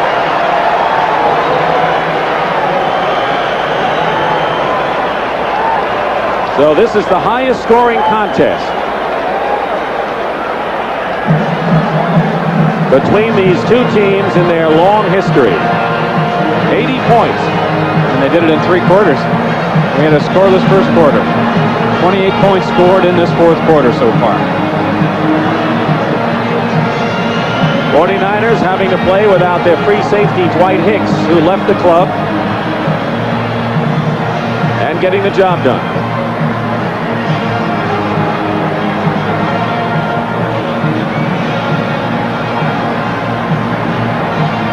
We want to welcome the viewers who saw the New Orleans Saints defeat Tampa Bay 24-21 in a comeback here at Anaheim Stadium. Dick Stockton reporting along with Wayne Walker. The San Francisco 49ers, who trailed or were tied most of the way, have a 45-35 lead, and this is their icing score following John Ayers' Bill Ring off right tackle, goes in, extends himself for the touchdown. A game in which the Rams held the lead most of the way. And as a result, the 49ers will take over sole possession at first place in the NFC West with a 6-2 record, and the Rams and the Saints will be tied for second at 5-3 at the midway point of the year. Henry Ellard will down it in the end zone for a touchback, and the Rams, with 57 seconds to go, will go on offense 1st and 10. So if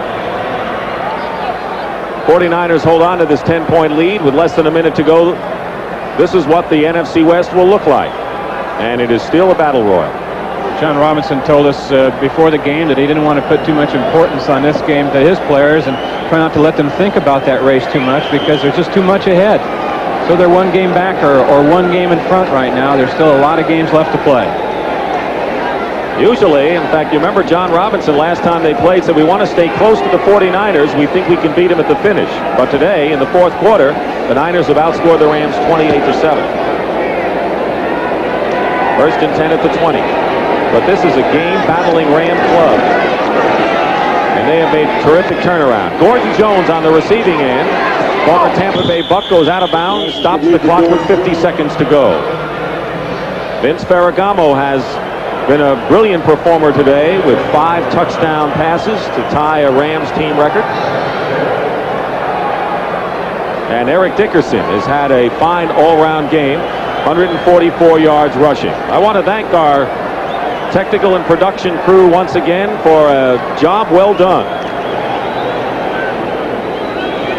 Our Hollywood CBS cameraman, audio man, Ferragamo drills it complete at the 37-yard line to Mike Barber, the tight end, who's caught 8 passes today. I think the 49ers, of course, as they should, play an extremely loose. Ronnie Lott, the free safety, is lined up about 35, 40 yards deep. They're giving the Rams the short ones. They just don't want the long 6. Swing it out to Dickerson for a couple. It goes out of bounds.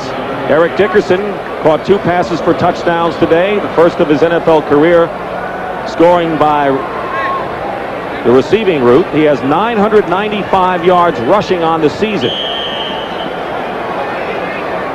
So he's 5 yards away from 1,000. Ronnie Lott, the free safety, as we told you, playing extremely deep. Employed in this defensive scheme right now by the 49ers. The ball is on the 38-yard line, and Lott is standing on the 28, down at the other end. 2nd and 10. Pass to Gordon Jones. Dana McLemore, Ron Ferrari, and Bobby Leopold trap him. 18 seconds and running. So the 49ers with 45 points, second highest output of the year. They had scored 48 in the second game of the season at Minnesota. And now the Rams have used up their last timeout with 10 seconds to play. Join us late as John Robinson, who simply has been an outstanding coach in the NFL in his first year and a great guy, personality, saw his team take the early lead. Executive producer of NFL football on CBS, Terry O'Neill. Senior producer, Chuck Milton. Our game produced by David Dinkins, directed by Bob Daly. And Mitch Goldstein, our associate producer.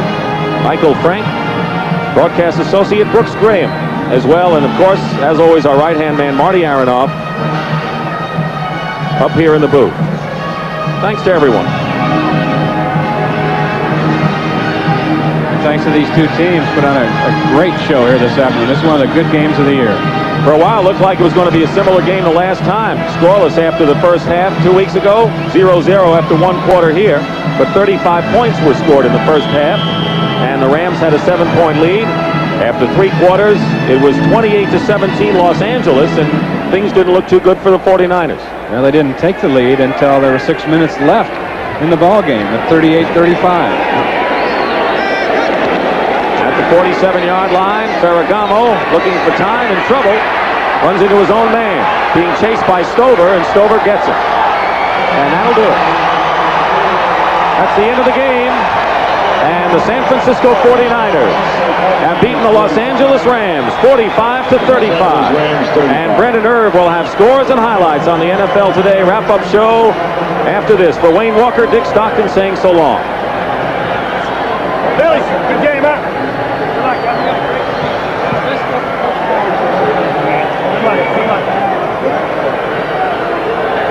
again the final score. 49ers 45, Rams 35. Don't forget, we have the NFL Today post-game show coming up next.